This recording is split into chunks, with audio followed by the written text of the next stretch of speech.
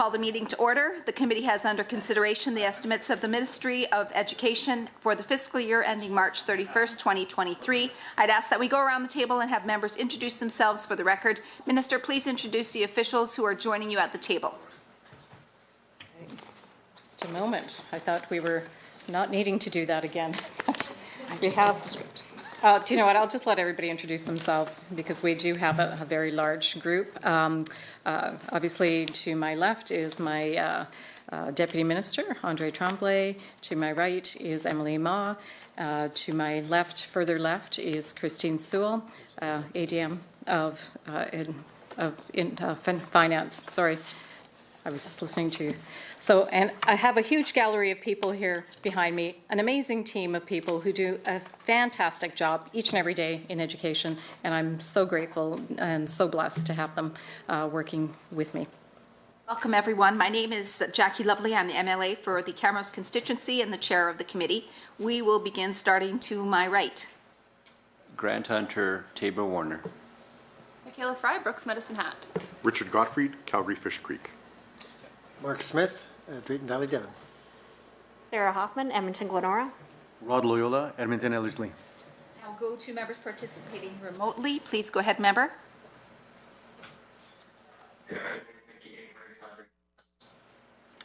I'd like to note the following substitution for the record. Member Loyola is substituting for Mr. Sabir. Few housekeeping items to address before we turn to the business at hand. Please note that the microphones are operated by Hansard. Committee proceedings are being live streamed on the internet and broadcast on Alberta Assembly TV. The audio and visual stream and transcripts of meetings can be accessed via the Legislative Assembly website. Members participating remotely are encouraged to have your camera on while speaking and your microphone muted when you're not speaking. Remote participants who wish to be placed on a list are asked to email or send a message to the group chat to the committee clerk, and members in the room are asked to please signal to the chair. Please set your cell phones and other devices to silent for the duration of the meeting. Honourable members, the standing orders set out the process for consideration of the main estimates. A total of 6 hours has been scheduled for consideration of the estimates for the Ministry of Education. For the record, I'd like to note the Standing Committee on Families and Communities has already completed 3 hours of debate in this respect. As we enter our 4th hour of debate, I will remind everyone that the speaking rotation for these meetings is provided for under Standing Order 59.016, and we are now at that point in the rotation where speaking times are limited to a maximum of 5 minutes for both the member and the ministry. The member and the minister may each speak once for a maximum of 5 minutes, or these times may be combined, making it a 10-minute block. Please remember to advise the chair at the beginning of your rotation if you wish to combine your time with the ministers. One final note, please remember that discussion should flow through the chair at all times, regardless of whether or not speaking times are combined. With the concurrence of the committee, I will call a 5-minute break near the midpoint of the meeting. However, the 3-hour clock will continue to run. Does anyone oppose having a break? Hearing none. When we adjourn on this morning, Mr. Hunter had just finished his portion of the exchange between himself and the minister. I will now invite the minister to complete the remaining time in this rotation. You have 5 minutes, Minister. Thank you, Madam Chair. The first question was around red tape reduction, and yes, indeed, we have been very diligent in my department, looking for every opportunity to reduce that red tape because it saves time. I know school authorities have, in the past, had to hire additional staff just to deal with administrative burden in terms of documents, etc. So we've looked at eliminating duplication. Absolutely, we want to hold school authorities accountable for the dollars that they do receive from us. But if there's an opportunity to get rid of some of that, and there's no better way to say it than red tape, then we absolutely have done that. We have eliminated 25.4%. That's above our target of 23%. And we are on track to eliminate 33% by the end of the next year. The balanced budget was the next observation, and how does that affect education? Well, obviously, having a balanced budget, a provincial balanced budget, certainly ensures that we are on a sustainable track, that education will continue to see increases as we move forward, as we see enrollment growth, that we have the dollars that are needed for social programs and all of the other supports that are necessary, not just in education, but right across this province. So it's really, really important that we have sustainability and have the ability as a province to make sure that those dollars are allocated. And I'm so proud that this year we have over $700 million being allocated over the next 3 years to support enrollment growth and increased cost pressures within our school jurisdictions, that they do have healthy reserves, that we started with $363 million at the start of the pandemic. We're now at $464 million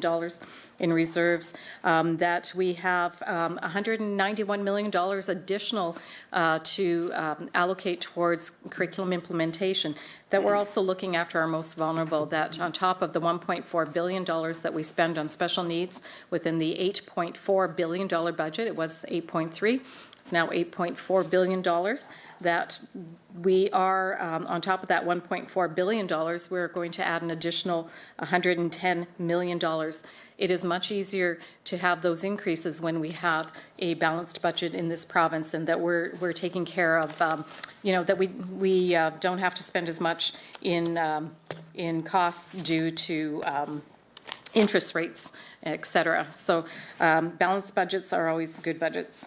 Francophone School Authority was another question that was asked to me during the last session piece, and I'm very happy to say that since 2019, there have been 6 new Francophone schools projects announced and are in process or have been built. And in the last decade, in the last 10 years, there have been 21 projects to address Francophone education in this province. We are one of the fastest growing Francophone education communities across Canada. We are seeing growth, and we are continuing to fund for that growth. And I'm very pleased to continue to work with our Francophone partners to make that happen. They also benefited from a modular school that will be created for the Francophone community in the last announcement, which kind of leads me to your last question, which I believe was around modulars. And over the course of the next 3 years, we are spending $117 million. Last year, we had the single largest investment in modulars, which was $89 million, just shy of $90 million. What that created was an additional 181 modulars. Just that one announcement. That is 3 times the usual number, because we do have a lot of asks, and I had promised that I would share what the number that Edmonton Public received in terms of modulars in last year's announcement, and that was 23 modulars. So Edmonton Public received 23 modulars out of that 181 modulars that were allocated last year. Unfortunately, we did have some supply chain issues and some labor issues, or at least the companies that were creating these, building these modulars had those issues. And so we've seen a bit of a delay on the actual movement of those modulars out to their designated areas. But I'm hearing that we will be caught up by the end of this year, this school year. We will continue to invest in capital infrastructure, and I know that when I was speaking last, that my Deputy Minister was going through that gated process, and MLA Hunter had asked about what does that continue to look like, and he'd only gotten so far. Thank you, Minister. We'll return now to the official opposition. Thanks very much, Madam Chair, and I'll express my desire to go back and forth and see if the Minister is willing to revisit that decision from this morning so we can have a chance to get more answers in. Minister? No, I would prefer to go the block funding so I can provide in-depth answers to the questions. Thank you. Thank you. Thanks, Madam Chair. One of the challenges is about 90% of the questions weren't answered this morning, so hopefully there can be greater answers this afternoon. I'm going to go back to capital a little bit more, because some of the questions that weren't answered were about Calgary. And Calgary Public and Calgary Catholic didn't receive any capital announcements in the last two budgets prior to the one that we're considering today.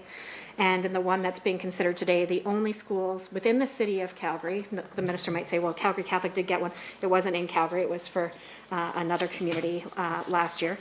The only schools within the city of Calgary for public or for Catholic students, or for Francophone this year, because there were no Francophone schools anywhere in the province of Alberta in this current budget that we're considering. There were just two announced for the city of Calgary, one for the public district, one for the Catholic district. And certainly that doesn't keep up with the significant growth we're seeing in the city of Calgary. So in terms of Catholic schools, we know that we need new schools in Nolan Hill, a K-9, in Walden, a K-9, high school for students, Catholic students in the west side of Calgary, and we need modernizations at St. Bonaventure, St. Teresa of Calcutta. For Calgary public students, Diefenbaker High School is in need of a modernization. Nichols School needs 5 to 9 modernization.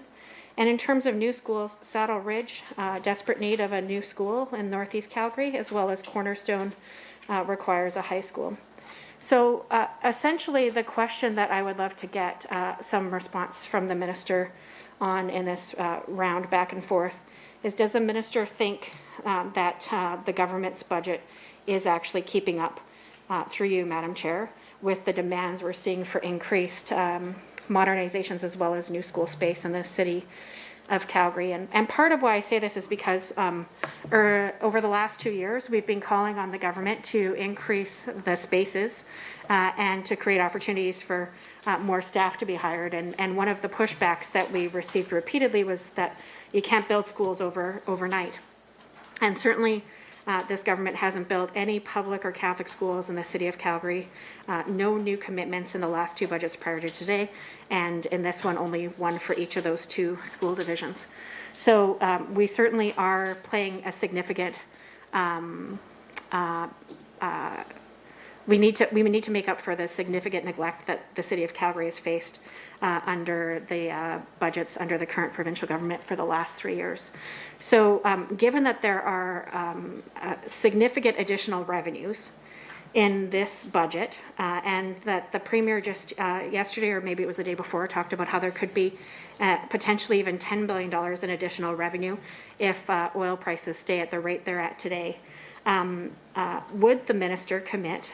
What are the additional schools that she said, you can only fund so many? What are the next schools on her list of priority for Calgary public and Calgary Catholic students? And if she wants to speak to Francophone students in Calgary as well, I certainly know that they were hoping to see some commitment to the decisions around the need for reparations and restoring opportunities for French language learning throughout Alberta.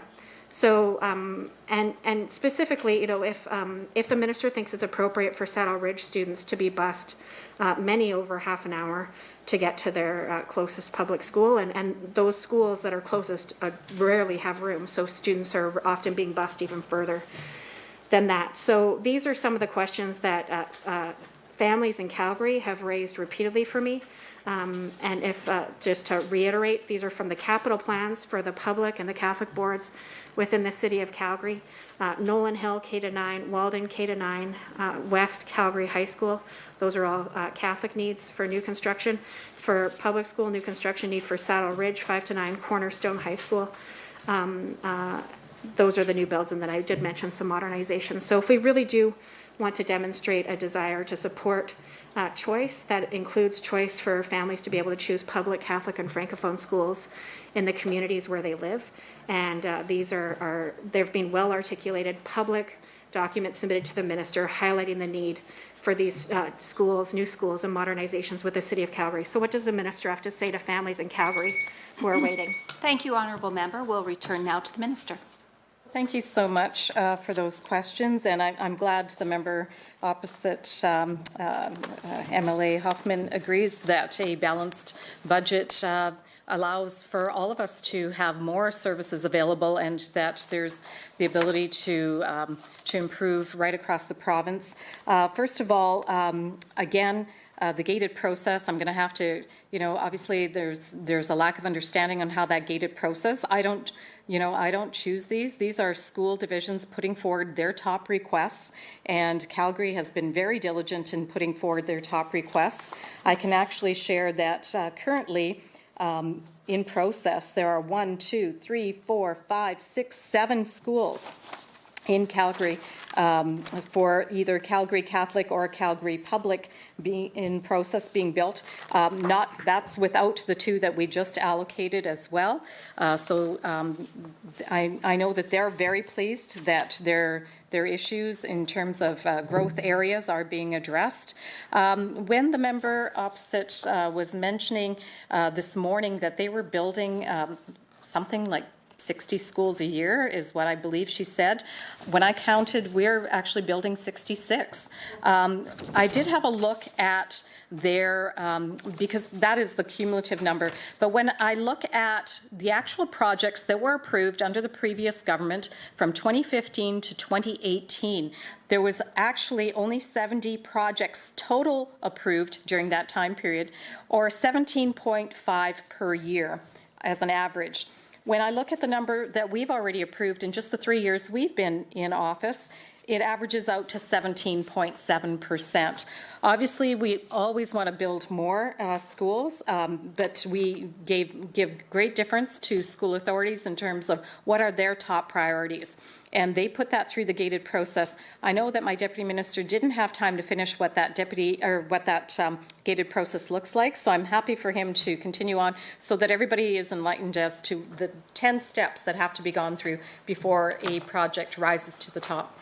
Thanks, Minister. I just want to correct a number that I used earlier this morning. I said that there was over 600 projects requested through this process. Actually, this last year it was 382.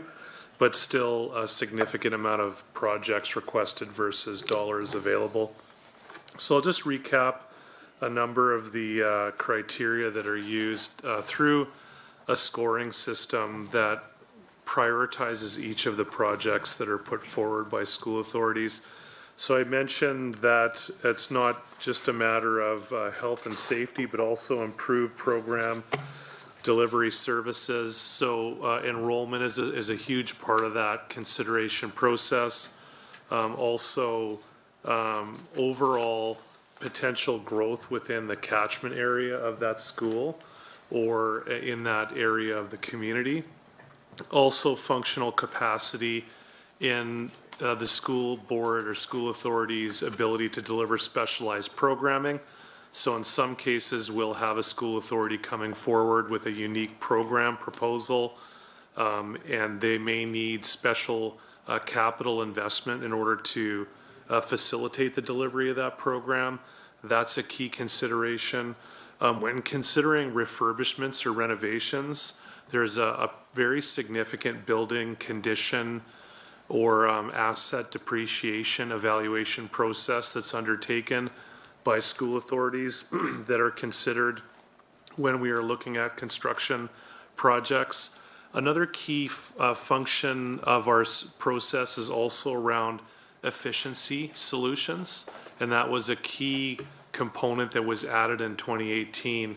So if a school authority comes forward with a new construction or refurbishment and it meets some of these other criteria and it provides better overall efficiency from an energy usage perspective or from a building products efficiencies perspective, schools will be considered based on that as well. And then another key component that has emerged through the 2018 gated process is community partnerships. So if a school authority is partnering perhaps with a municipality on a joint use facility, so in many cases we would build a school and also have a community center or other recreation facilities, and they come to the table with that overall partnership, we will score that project accordingly as well. Thank you so much to the Minister and your team. I see that independent member Thomas Dang has joined us. Honourable member, it's your turn to speak. Thank you. Would the Minister agree to share time? No, I'd prefer to go block timing. Thank you. Thank you, Madam Chair, and thank you, Minister. I have to say I'm quite disappointed. I know This is my first opportunity to speak to this committee, and I think going Honourable member, comments will go through the chair, please. Yes, of course, through you, Madam Chair. As I was saying, I'm quite disappointed in the minister not wanting to share time. I'm quite disappointed that I know this is the first time I've joined this committee over 6 hours, and I know that there's quite a bit of time for debate. But I will ask my questions. I see that it seems as though the minister is unwilling or unable to answer a number of the questions. And Honourable member, you have 5 minutes now left to 4.5 minutes. So please proceed with your questions. Just to advise, honourable member, there was a morning session. The minister has been with us. 6 hours, yes, Madam Chair, and that's why I'm continuing with my questions at this time. Please proceed. Thank you very much, Madam Chair. So I'll get into my questions. I think that it seems as though the minister has been unable to answer many of them that were asked this morning and this afternoon now, but certainly I'll start with page 115 of the fiscal plan. In 2021 and 22, school and health fees were down by $118 million cumulatively. I'm wondering how much of that is attributed to school fees or other school revenue. Because one of the big questions I have, and I think my constituents and Albertans are going to have, is how much of those fees are expected to be coming out of parents' pockets? How much is this government asking parents to pay more? Because in the same document, we see that fundraising and donation revenue is not expected to rebound, and that those estimates are frankly probably conservative because of economic conditions. So to be clear, it appears that in the government's fiscal plan, and in your fiscal plan, Minister, through you, Madam Chair, clearly that there is a significant amount of funding that the school districts are going to have to make up on their own, and of course we think I believe the only way to do that is going to be through school fees, and I want some clarity on that. Of course, I want to move on to capital grants. Like, we only have a few minutes left here, and unfortunately, we aren't able to have that back and forth. But in the estimates document under capital grants in 2.3, and I asked the Minister of Infrastructure this yesterday, and unfortunately, he directed me to come and ask you today, through you, Madam Chair, ask the Minister of Education today. And I asked the minister yesterday, despite growing capacity strains, Budget 2022 provides Edmonton Public School District with no capital funding, and considering that Edmonton Catholic is receiving some capital allowances this year, could the minister please explain for me the variance of funding between these two school boards? I'm going to move on to in the fiscal plan on page 129. Overall operating funding to the school system is increasing by just 1.7%, which according to the fiscal plan is meant to cover cost pressures, including staff and enrollment growth. Now, of course, we know the government's currently in negotiations with the Alberta Teachers Association, and we're hoping to see enrollment rebound from the 2021 enrollment of just 705,000 students, the lowest enrollment we've seen since 2016 to 17. Assuming teachers receive an increase in line with the arbitrated settlement reached between the government and the AUPE, salary pressures are going to be around 1.5%. So how is the approximately 0.2% increase left to operating supposed to cover enrollment growth, inflation, and other cost pressures? Also in the main estimates on line 5.2 on page 73, on the Alberta Schools Alternative Procurement Program, I see debt servicing costs are decreasing year over year. So I'm wondering, why is this a decrease being forecast, and is this a trend or a one-off change? And how did that servicing cost compare when we look at P3 public-private partnership schools compared to the capital debt servicing for traditional builds? I think that's something that's very important for people in my area. And of course, in my constituency and across Edmonton, there are a number of P3 schools that have a number of issues in the last number of years. Do we have an estimate for how much more these costs will change as a result of increasing interest rates and other pressures that are external to the government as well? Further on the main estimates on line 5.2 on page 74, and still on the Alberta Schools Alternative Procurement Program, but moving to the capital investment line, there's roughly an $800,000 increase year over year. Could the minister please walk us through some of that as well, that investment? And could the minister please walk me through on page 129 of the fiscal plan a bit more information about the School Safe Indoor Air Initiative? How is that funding going to be allocated? How many schools roughly will the funding be able to be directed through? I see I'm running out of time here. I've only got a few seconds left. I know the minister wanted the chance to answer all of my questions today, but if she chooses to answer any of them. But I'd ask that, if possible, the minister please provide written responses to all of my questions through the committee. Thank you. And I see, hopefully the minister will be able to give a bit more information than she's given previously. It started to cut out there just a bit at the end, honourable member. I think the minister probably heard your request, but the time has ended, and now we'll turn the time over to minister and her team. Thank you very much, and it's unfortunate the member was not here this morning because I did answer every question, and Point of order. I Point of order apologize. has been called. I apologize and retract. Thank you. Okay. Please proceed, Minister. So thank you for your questions. I did answer all of these questions before, but I'm happy to answer them again in great detail. And so here we go. Starting with the first question, which was in terms of school fees. We did hold harmless all school authorities, and you will be happy to hear that while we funded 730,000 students, only 716,000 students actually attended. So all of those additional dollars that would have been returned to Alberta Education were actually left within the school authorities so that they can in fact make sure that they use them to the, with COVID and with just all of the, the uncertainty around enrollment numbers, et cetera, that they had access to those dollars. So we were very diligent on that side of things. As you may be aware, maybe you're not, school fees are the purview of school authorities. Now, they can only charge school fees for transportation to recover costs. They can't go up and above, and if they have a surplus, then they either have to use it in the next year for transportation or return it to parents. School fees are collected for items that are not basic instructional items, such as textbooks and school supplies. These are for other things, such as extracurricular, hot lunch programs, the field trips that students are going. Obviously, in the last year and a half, 2 years under COVID, all of those things went down considerably. Also, rentals of school facilities were down considerably as well. So now that increase in school fees and in terms of other licenses, et cetera, means that we are getting back to normal, that our students are going to be able to go on field trips. They're going to be able to enjoy the things that they used to enjoy in extracurricular activities. So this is just for that reason. On capital expenditures for Edmonton Public, I'm happy to repeat what I repeated this morning to the opposition member who asked the same question. Edmonton Public School Divisions in 2016 had 5 new schools completed. In 2017, they had 10 schools completed. In 2018, they had 3 new schools completed. In 2019, they had 2 schools completed. In 2020, they had 3 schools completed. As of August of 2021, there are 6 current projects underway for Edmonton Public School Division.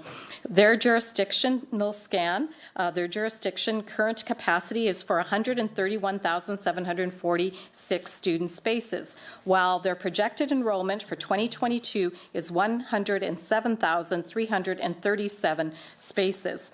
This does not include the 23 modulars that were also allocated just last year for Edmonton Public School Division, which will of course add additional space.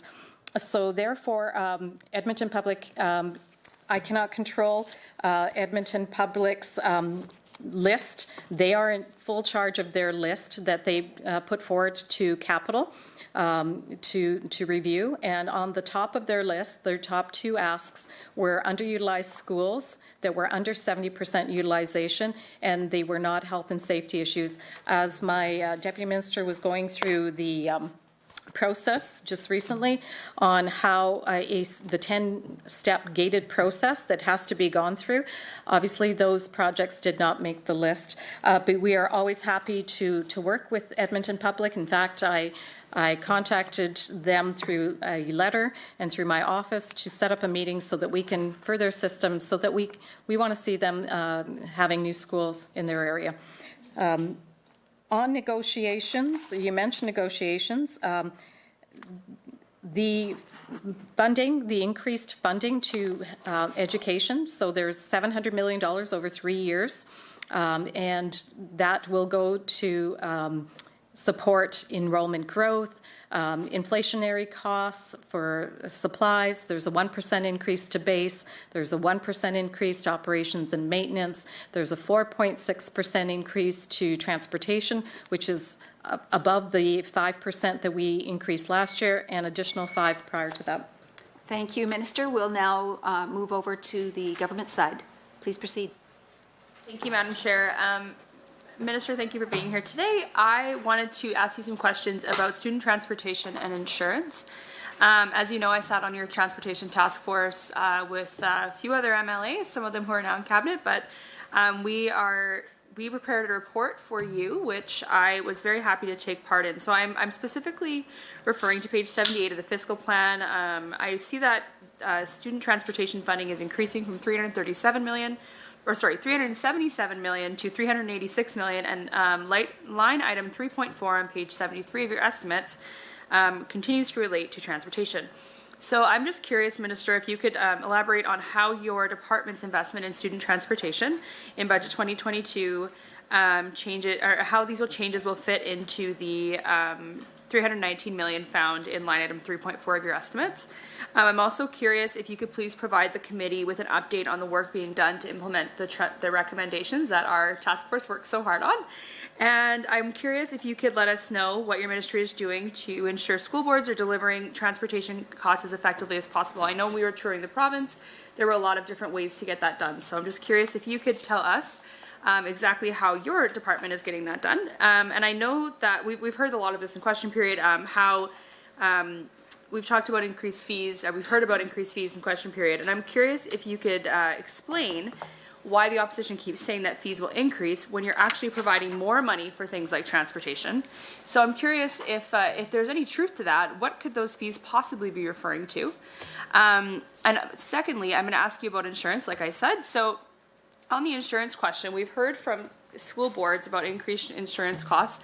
I know for a lot of schools in rural Alberta, this is a major concern as well. And of course, as I'm an MLA who represents Brooks Medicine Hat, we do have a lot of rural school boards. And in fact, I'm hearing this in my office quite a bit. And I think and I've actually even come to your office to talk about this. So I was wondering if you could elaborate for the public that about insurance costs, because I'm curious that if these increased insurance costs would be downloaded onto families who require busing for their children, because we know that a lot of rural families and a lot of rural students, those students will spend up to an hour on the bus just one way. So I was curious what our government is doing to ensure that these increased insurance costs that are coming are not pushed onto Alberta parents who are already facing the impacts of inflation themselves and the crunch on their household budgets. And with that, I will resign the rest of my time to the MLA for Drayton Valley, Devon, I believe it is. Yeah, there it is. Thank you, Minister, and thank you. We're going to be looking at Acme School here, okay, in my question. We know that this budget's focus is around building pathways to success for Albertans with Alberta at Work, and that while a large part of this obviously centers around people that are already in the workforce, we know that laying a strong foundation in education in the education system is equally important to success. Now, many students may choose the traditional path that, for instance, I took coming straight out of high school and going straight into university. But increasingly, many are choosing to go different paths. And I'm going to be referring to key objective 1.2 on page 31 of your business plan, because it recognizes that this might not be the case for all students. And that by putting resources into increasing opportunities for hands-on learning through things like collegiate high schools, apprenticeship programs, and vocational education, it seems to me that your ministry is putting an effort into building pathways for those who may wish to pursue a different path as they enter their professional life or post-secondary life. So of note for this is 13.7 million over 3 years that's been targeted towards modernization of Acme School. And so I've got three questions. Can the minister explain a bit more to the committee about what Acme School is and what they do? How will this $13.7 million be used? And how is funding the modernization of Acme School going to support the goals of Alberta at Work in building pathways to success for our students? So that goes back to page 159 of your fiscal plan, and that number there for 13.7 million and for the modernization. So if you could help us to better understand this new idea, this new project that you're doing in Acme, that would be great. Thank you very much. All right. Is that it then, member? Yes. All right. Thank you so much. I guess that wraps it up for the government side, and we will now be moving over to the minister for Thank a you response. again very much, and thank you to MLA Fry for being part of the Student Transportation Task Force, and I'm really thankful for the input of time that she gave along with other members to do this really responsible work that we need done so desperately. And just to put it in perspective, we have 300,000 students riding a bus to school every day, traveling more than, I think I said 10 million this morning, but it was actually 100 million kilometers per year. So it's very significant that we address these issues. Budget 2022 school transportation funding increases by 39 million over the next 3 years. So 9 million for 22-23, and that is simply because of the adjustment in the calendar. We have a different calendar than the fiscal calendar, and I can always turn over to Christine. She can explain it very aptly, as can Emily. And in subsequent years, it's $15 million for each of the next 2 fiscal years. So what we're doing is providing school authorities with the additional funding to help address increasing costs for insurance, fuel, parts and supplies, and training, so that those rising costs aren't passed on to families. And I know that's of great concern to everyone. We're also encouraging school boards to take a collaborative approach to transportation planning and consider how they can deliver these services more effectively. And again, I just want to remind everybody, I know I've said it a couple of times, but it bears repeating. This is 4.6% on top of a 5% last year, on top of a 5% from the previous year as well. So when we look at the recommendations from the Student Task Force, they were, very much around making improvements and strengthening the overall system. So we're continuing to do that good work that was started by the task force, and you may know that we've been doing the audits that were recommended, that we go in and do a deep dive into school authorities to really audit and find out what needs to be done, what needs to be addressed. And I'm awaiting the report. My understanding is because of COVID and a few of the things that happened, they had to delay, or they needed an extra little bit of time. And I wanted to make sure they actually got the information that we needed, so I allocated that extra bit of time for them. I'm awaiting their report, and I am assured it is coming to me very soon. So as part of the second phase, we're working to enhance regional cooperation among school divisions, and as part of the third phase, we want to have that completed by September 22. A student transportation funding model will be developed, and we're hoping to have it in place for 23-24. That is still our target. The current legislated student transportation requirements, including eligibility criteria, will be reviewed as part of that work, and I know that that's something you would have heard of a lot, that 2.4 kilometer eligibility needs to be relooked at, that schools of choice eligibility needs to be relooked at, that safety hazards need to be relooked at, that student transportation fees and ride times need to be looked at.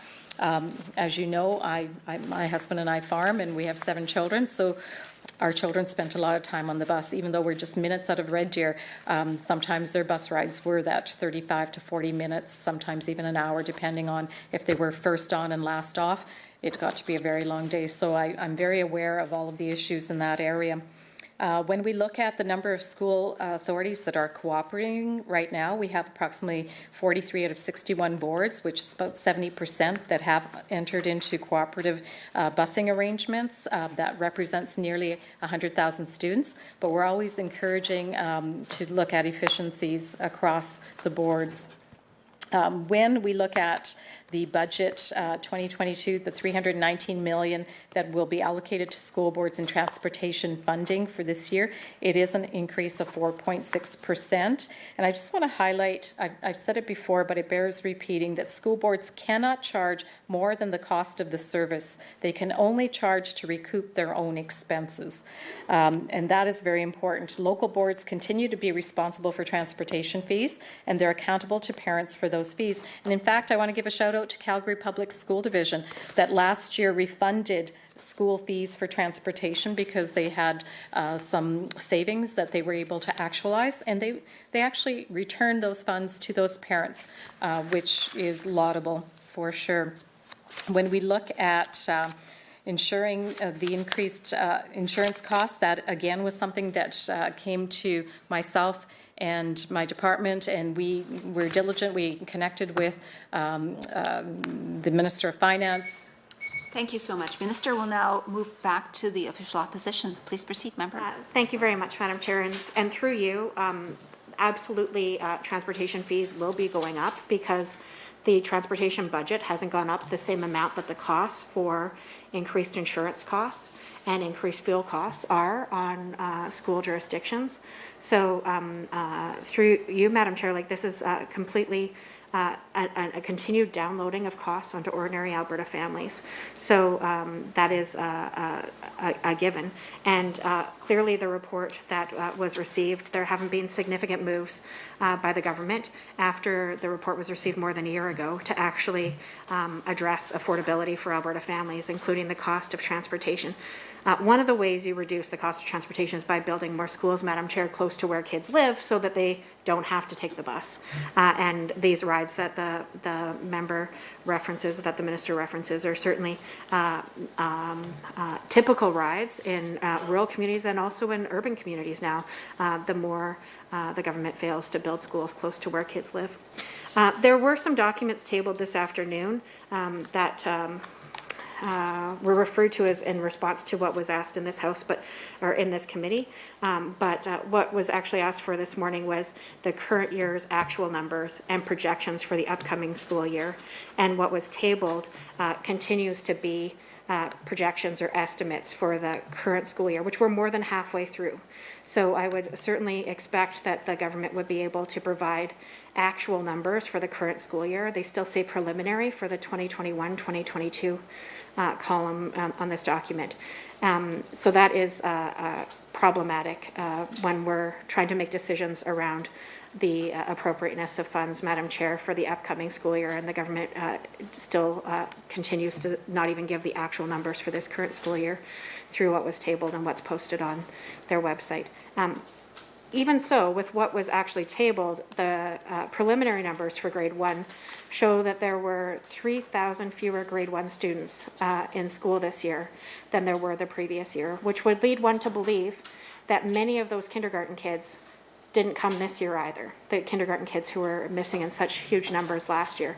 That is a significant concern to me, and I imagine to many Albertans who want to make sure that every child has their legislated right to an education upheld. So one of the questions for this exchange would be great to get an answer is what happened to all of those grade 1 students, or are the preliminary numbers that out of whack that they are deflated by more than 3,000 just for the grade 1 row within the tablings that the minister provided today.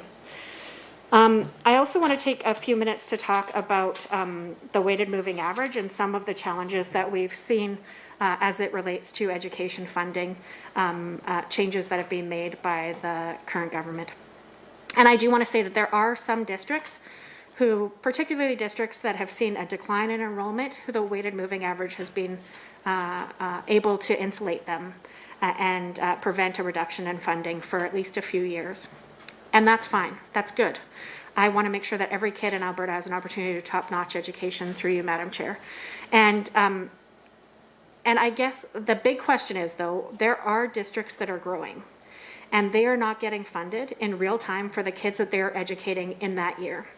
They're getting 50% funding for the current year, 30% for the prior year, and 20% for the year prior to that. And it just simply isn't fair, Madam Chair, that when kids show up to school, they're not being given fair resources for their education.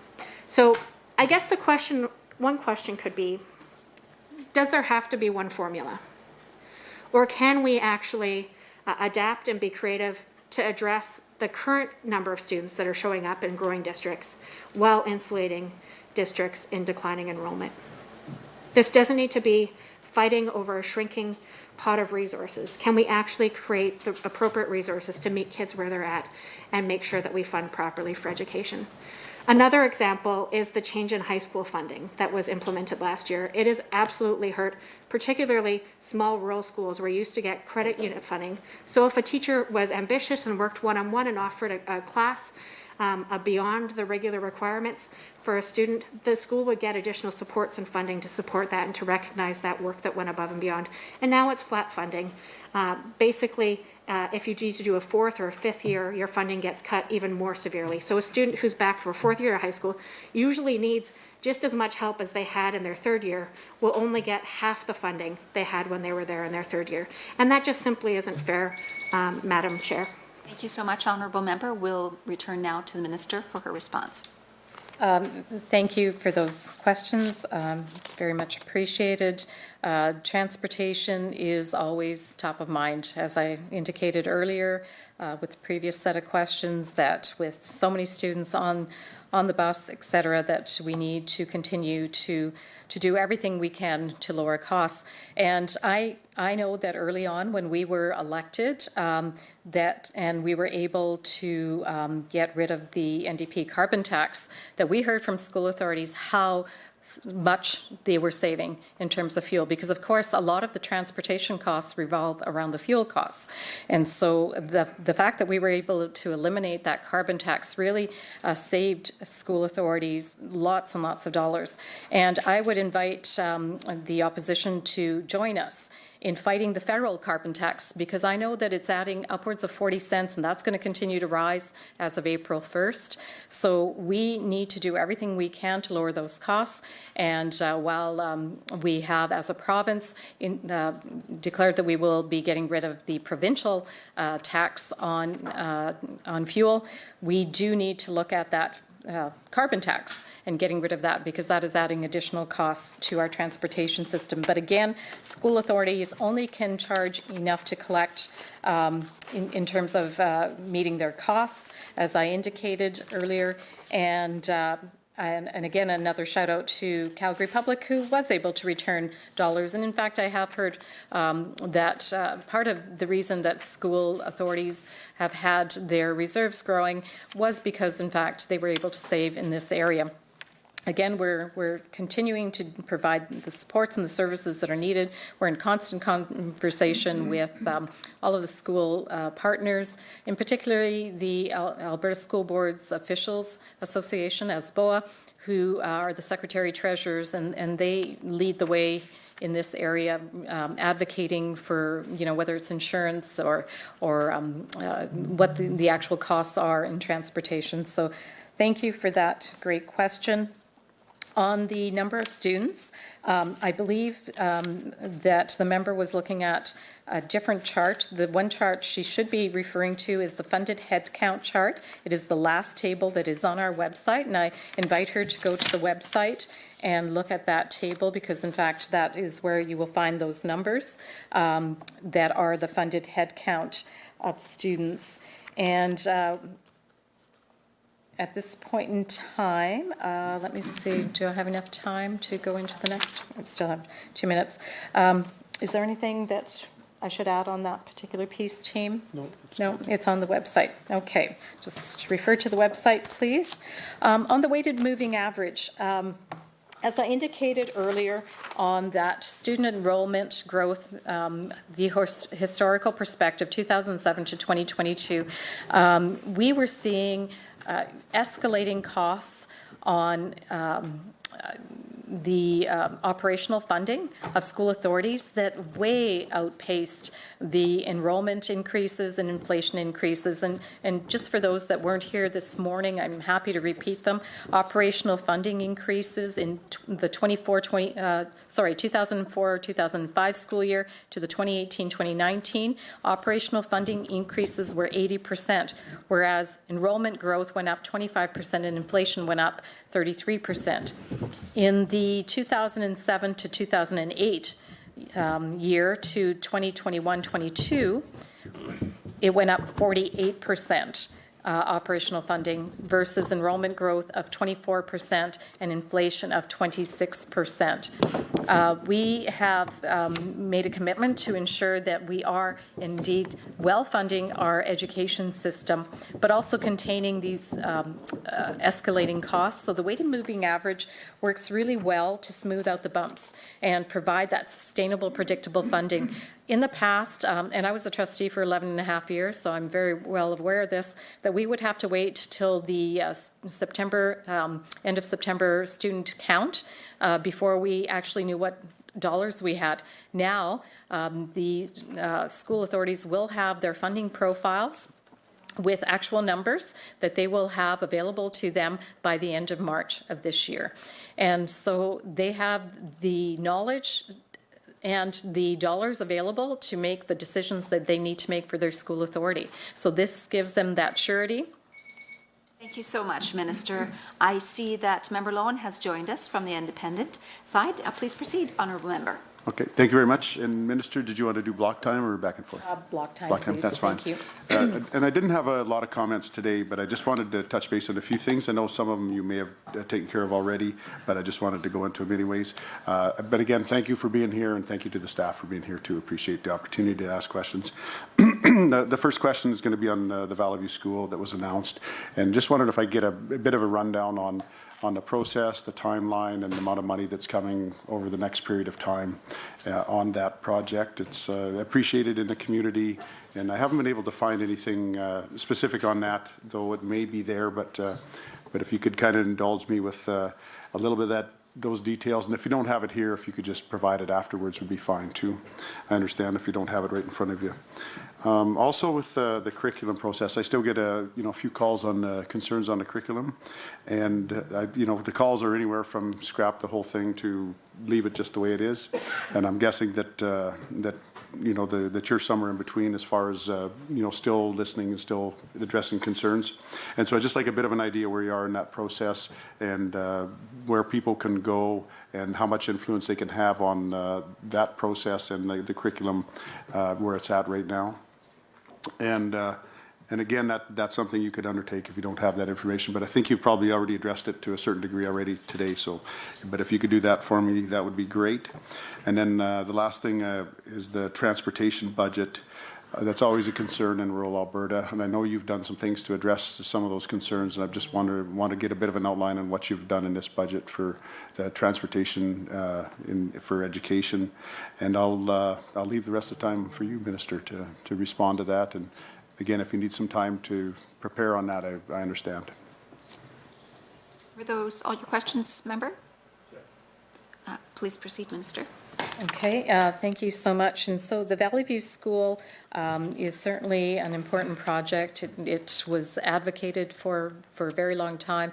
It did have to go through the gated process that we have, and it has risen to the top of the list. I know last year it received planning dollars. This year it is receiving design dollars. So now you can get into the actual detailed work on what that looks like. We do not release an actual amount just yet because, of course, it has to go through a fair RFP process to ensure that we don't give anyone an unfair advantage on that particular piece.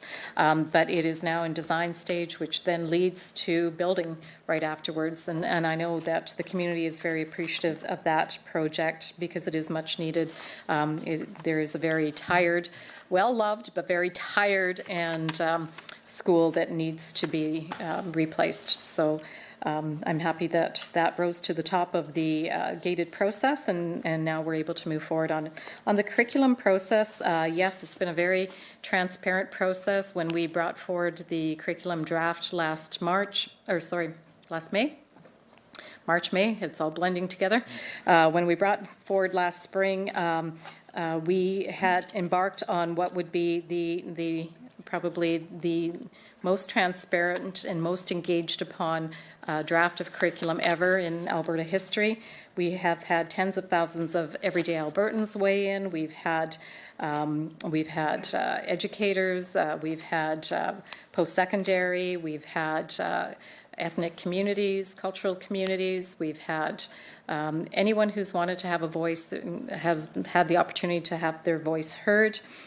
We have been addressing and refining the drafts that have been out there. We, just before Christmas, announced that we would be concentrating and focusing on 3 subjects for implementation in September of 2022.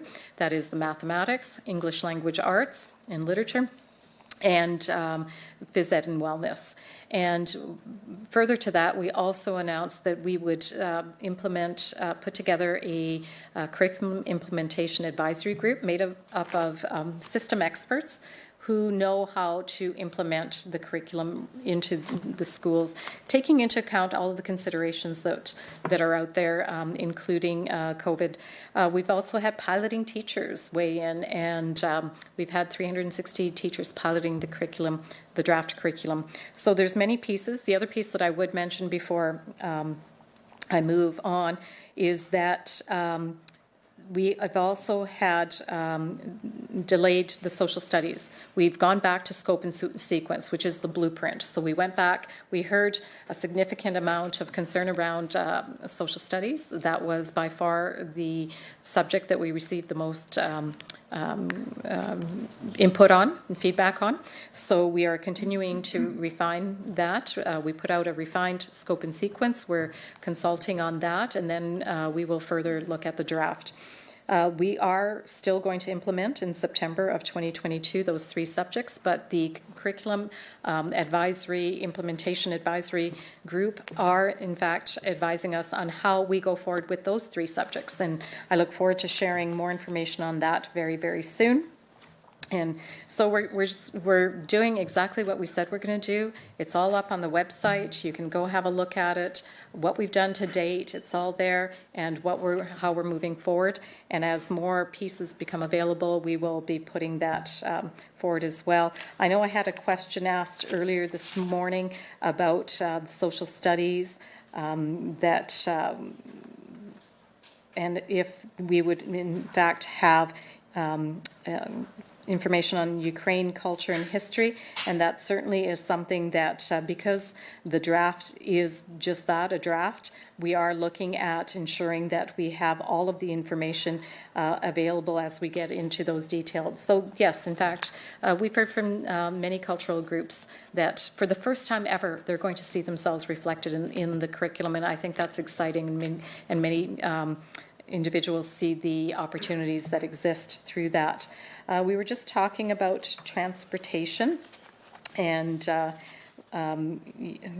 transportation is huge. 300,000. I'm not sure if you heard that. That we have roughly 300,000 students that take transportation buses every single day. 100 million kilometers a year are being traveled, and so we are doing everything we can.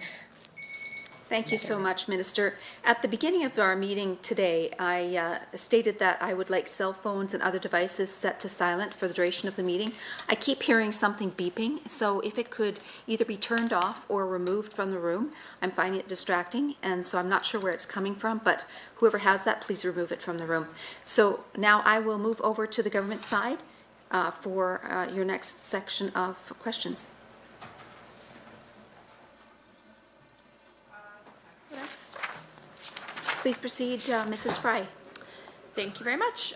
So thank you, Minister, again, for answering my questions about student transportation. That's extremely important to me, and I see it's a theme around the room. So it's good to hear that's on top of mind for everyone. So I'm also going to ask about school choice, something that's very important to me and many people in my riding. I see that key objective 4.2 under outcome 4 of your business plan stated to support choice of the variety of schooling options for the students and parents within the education system.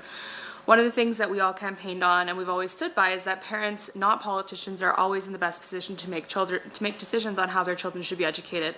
So I just wanted you to maybe elaborate on, and I want to give you a little bit more time for this, is how is Budget 22 supporting parent choice in education, and what has been built into the capital plan specifically to allow for that choice?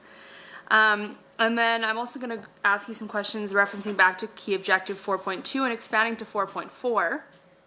And I wanted to ask you, related to increased schooling options for students and parents, more specifically, key objective 4.4 references changes to financial and governance practices for private schools, which we know in Alberta are more commonly referred to as independent schools.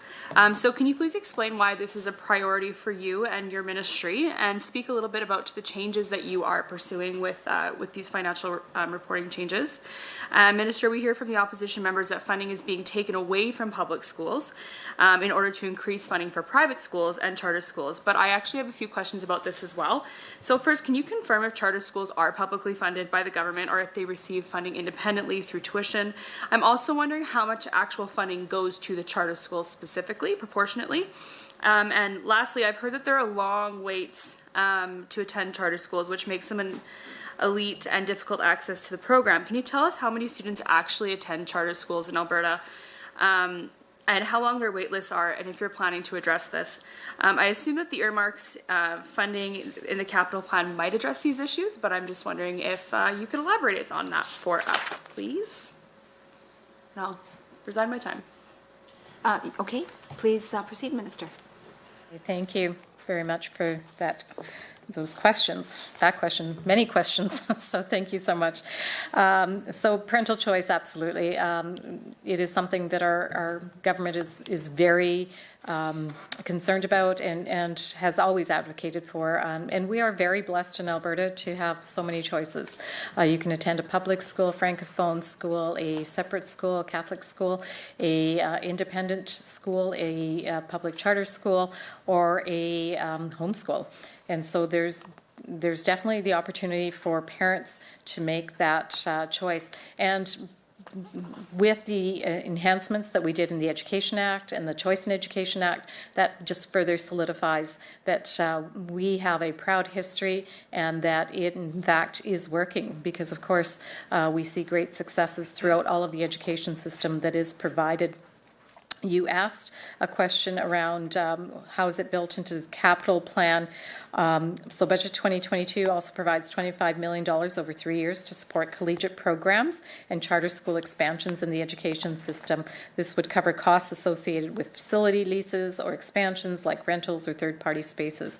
And we haven't actually seen any new charter schools since 2008. Only recently, after the improvements and enhancements that we did in the Education Act and the Choice in Education Act, have we actually seen a couple of new charter schools start.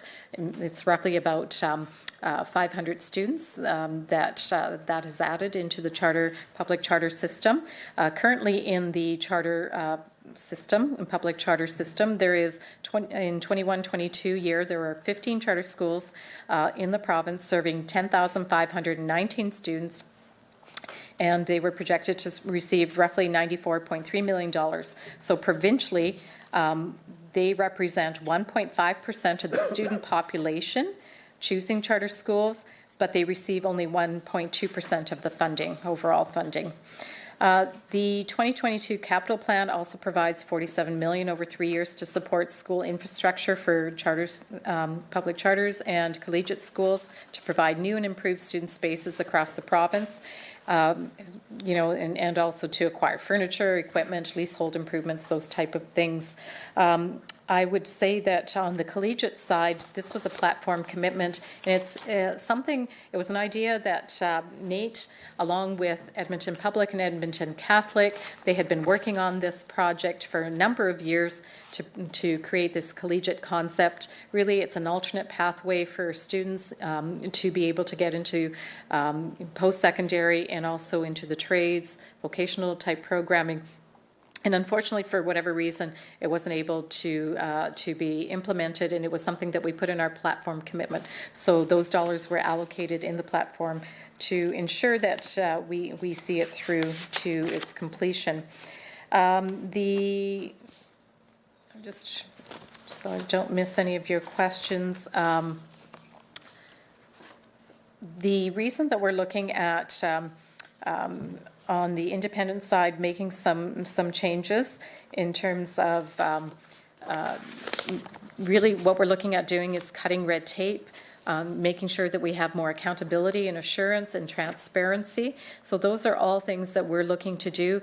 We review all of the education system on an ongoing basis to make sure that we can cut red tape where it's necessary, make sure we streamline processes, and it's no different in the public charters or in the independent area. Sometimes, things have happened for a number of years. As I said, in the charter, public charter realm, there had not been a new charter since 2008, so we have to certainly look at the ability to, what has worked in the past maybe isn't working now. So how can we streamline that process, make sure that the application process is equitable and streamlined, and we cut red tape where, but not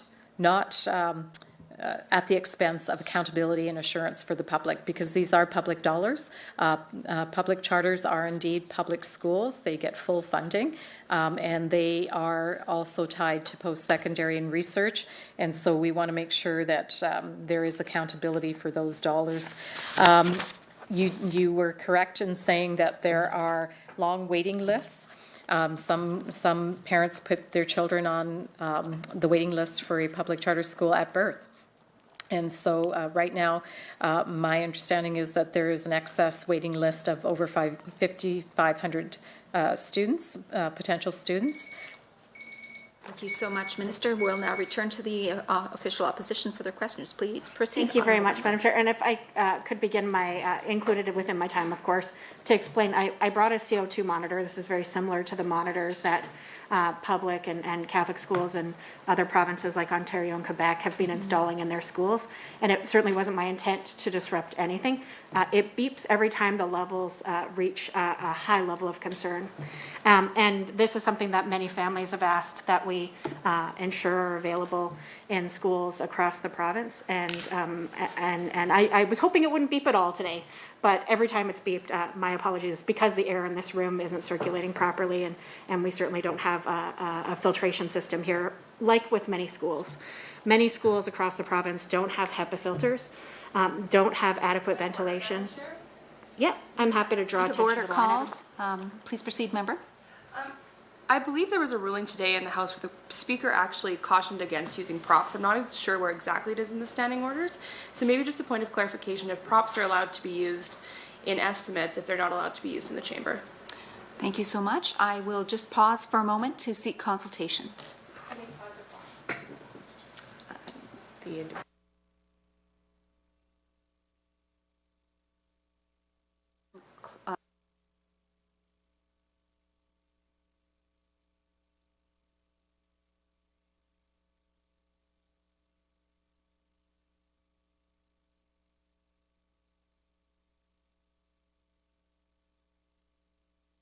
So I've made my ruling. Although I do not find this to be a point of order, I did ask, and I read through the instructions, that the device causing the noise please be removed or turned off.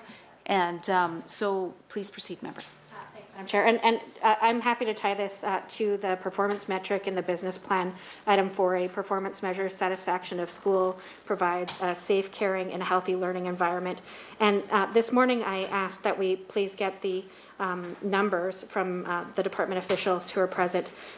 We see what the targets are for this year, next year, and the following year, but what have the actuals been over the last 3 years while this government has been in place for performance metric 4.A, which is page 32 of the business plan. Because I think it's important for us to know if the targets that we're being asked to approve through the budget process align with the actual realities that families are facing today in schools. And one of the realities is that they would like there to be an audit of ventilation systems. They'd like to make sure that when they send their kids to school that everything's being done from the government's responsibility to keep them safe and in good working order. So knowing how this relates back to air quality in schools would be a piece that I think would be worthy of consideration. I'm going to stay in the capital plan in the time we have remaining and just touch on the business plan around school facilities. We see that in this year's estimate that we are asked to consider, the government total number on page 33 is $928 million, but that drops quite a bit next year by about a third and to about a half the year out. That by 2024, the government is planning on only investing $451 million, which is half of this year. And this year, arguably, only 11 projects actually being funded. Many would say is far from sufficient given the needs of families right across the province, either for new or modernizations to existing schools. So how many projects does the minister, through the budget that's being presented today in the business plan, how many projects does the minister expect to be able to deliver with a third less budget next year? Would it be safe to assume that there would be a third fewer projects actually that we're asked to consider in the 3-year target as we're considering the budget estimates here today? A couple of other pieces as it relates to safety of schools that have been asked. I know that when I was on school board, and I imagine when the minister was on as well, we had an estimate every year for what deferred maintenance was for buildings, and we also had an estimate for what asbestos abatement would be for the existing infrastructure we had. And I would like clarification from the minister. I'd like an answer as to what the deferred maintenance is for buildings in the province of Alberta under her roles and responsibilities, of course, as the minister responsible for K-12 education, and also what the expected, through you, Madam Chair, what the expected asbestos abatement costs would be for those same schools to make sure that students are indeed learning in safe and healthy learning environments.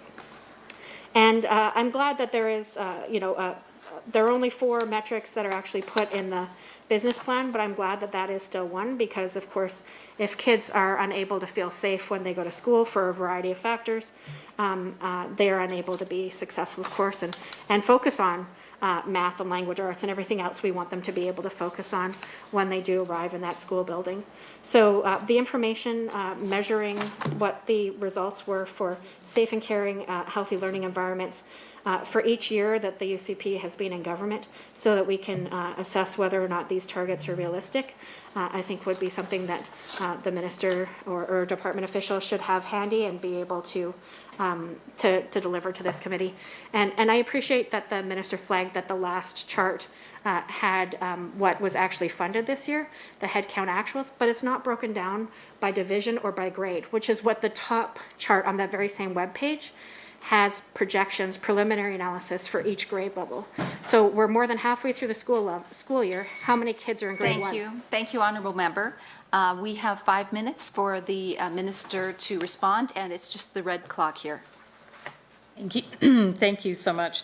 And just on the last point raised by MLA Hoffman in regards to the projection numbers for the 22-23, they will be released once they're finalized with boards later this spring. So out of respect for that process, the numbers that are on the website are the most current numbers at this point in time. So the actual head counts for this school year is posted, so please refer back to that chart. In regards to air quality within our schools, obviously, COVID has certainly drawn attention to this. We have school authorities that have been looking at this, as well as we as a province have, and of course we look at it jurisdictionally from across Canada. There's work being done on this very, very item.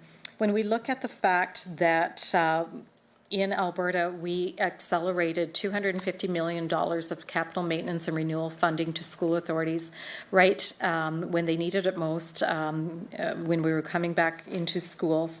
I know that $44 million of that was used for filtration systems. We continue to have over $665 million through operations and maintenance and infrastructure renewal, IMR funding as well available. This is, part of the, on top of the $1 billion of accessibility by school boards to deal with issues as they arise, if in fact they have issues. We know that the use of high efficiency particulate air, which is HEPA filters, has not been required in the past. Key information on Alberta's considerations for managing COVID and respiratory illness, including ventilation, was provided to all school authorities in our general guidance document, and this came on the recommendation of the Chief Medical Officer of Health and her health department. So we've worked very closely with them. We also work with occupational health and safety as well, and that is another area that has taken a keen interest in ventilation in Alberta. As was indicated this morning, there is $13 million additional funding for federal safe indoor air vac ventilation, which they have some very strict parameters. This was top-up funding the federal government did provide, but it has very strict parameters as to how that can be used, and so we will be looking to disperse those out per the parameters as soon as possible. Once the budget is approved in the House. If school authorities choose to use portable air filters with HEPA filters, we know that it's recommended that they use a combination which is established by public health measures, considering the impact that they may have on overall air quality and ventilation. So actually, I've been told by some experts that in fact, when you use the standalone systems, if you don't have an engineer who understands how the airflow circulates within a classroom or within a room in general, that those standalones can actually disrupt air quality and be more harm than positive. So again, there's recommendations around those portable HVAC air purifying systems that have to be looked at. They have to take into account the size of the room and the area where they're being used. So all of those factors are being addressed and looked at. We also have deferred maintenance, I think was a question that was being asked.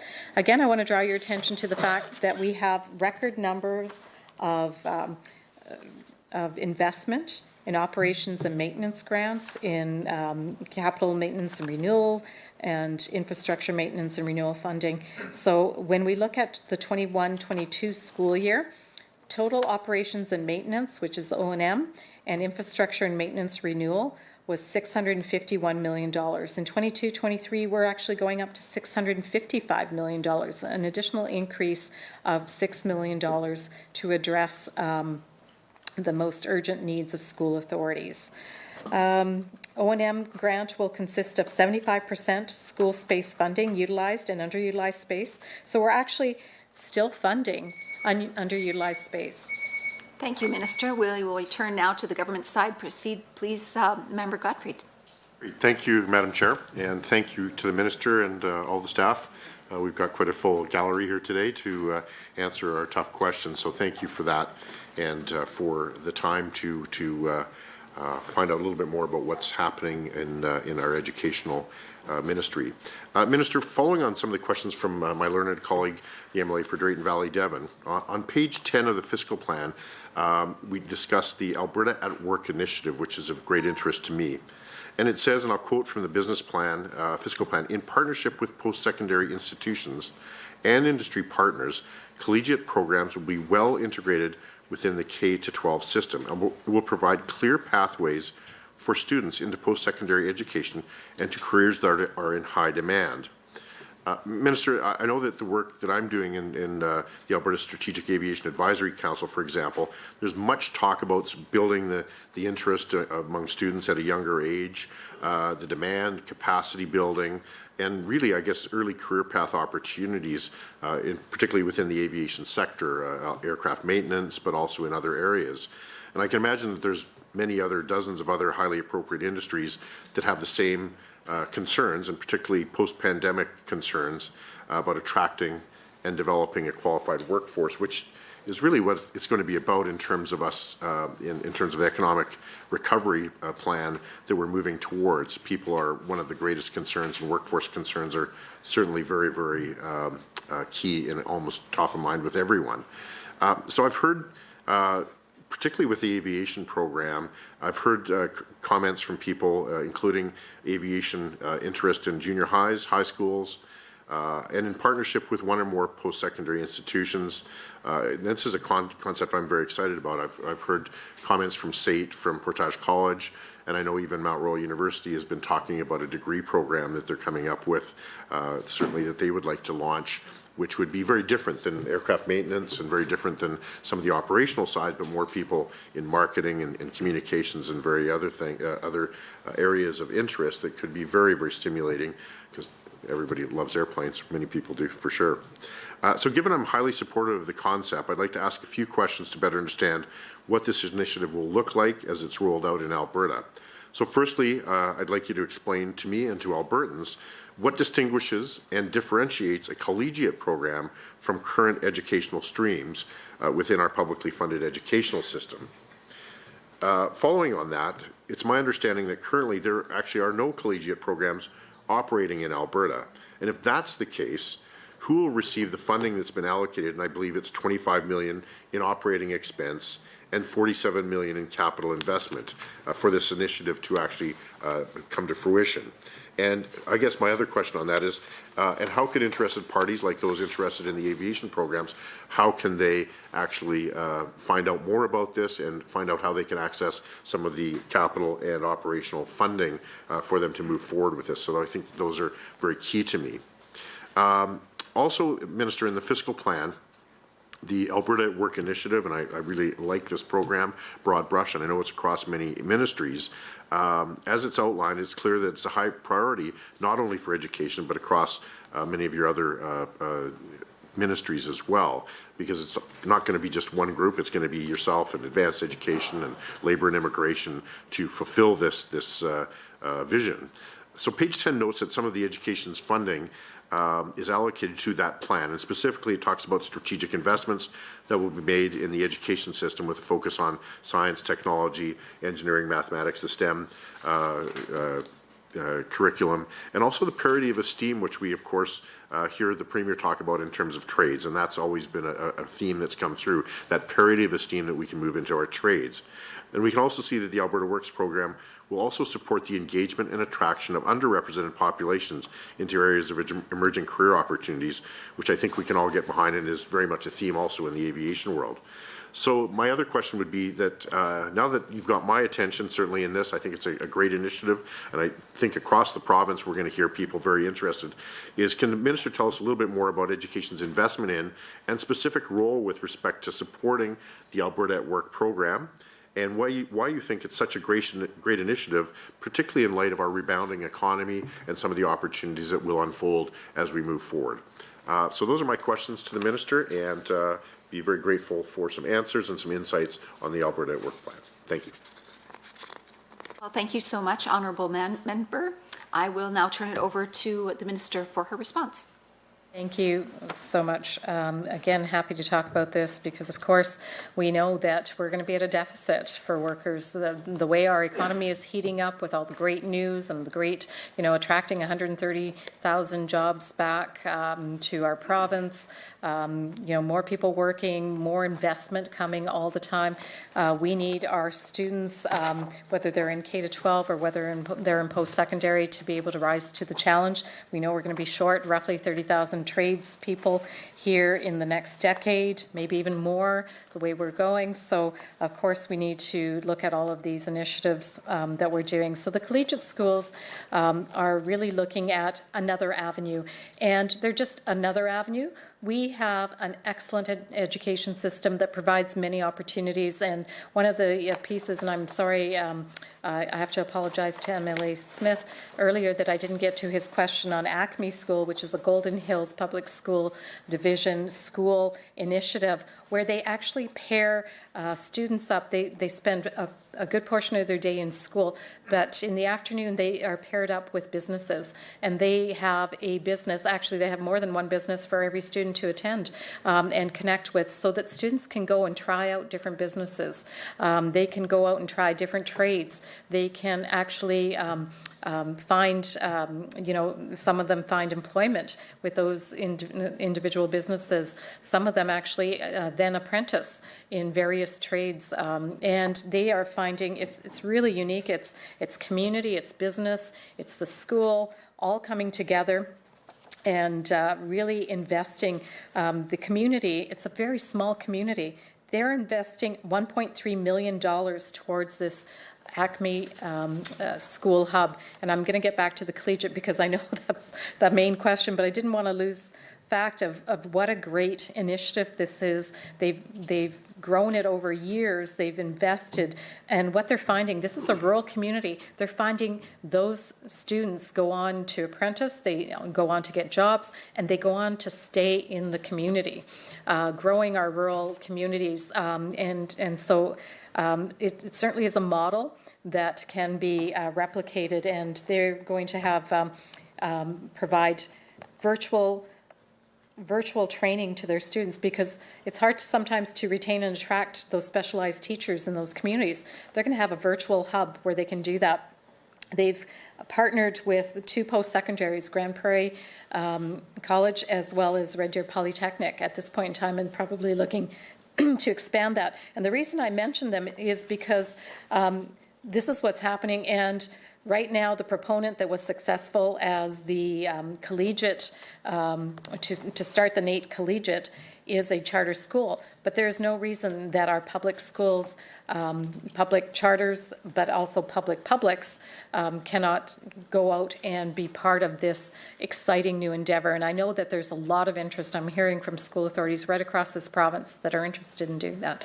So really, a collegiate is to provide another pathway to post-secondary, to give students another way to connect, particularly in STEM and vocational schools, to connect to that community and to really follow their passions and start to foster those passions at a younger age and build them up. You mentioned the aviation program, and I'm excited to share with you that it is Prairie Rose School Division that just started a brand new South Alberta Flight Academy. It runs out of the Dunmore in Medicine Hat Airport. There we go. It is very exciting. I know that that is something that young people are going to gravitate towards because there is a shortage in those areas. Sometimes young people, and as you know, I have 7 children, sometimes people don't know what they don't know. They don't know what the opportunities out there are in agriculture, in aviation, in so many of these other disciplines and professions that we need more people in. So the more that we can do to expose young people to those opportunities, the better chances we have that they will actually explore it and then follow through. When we look at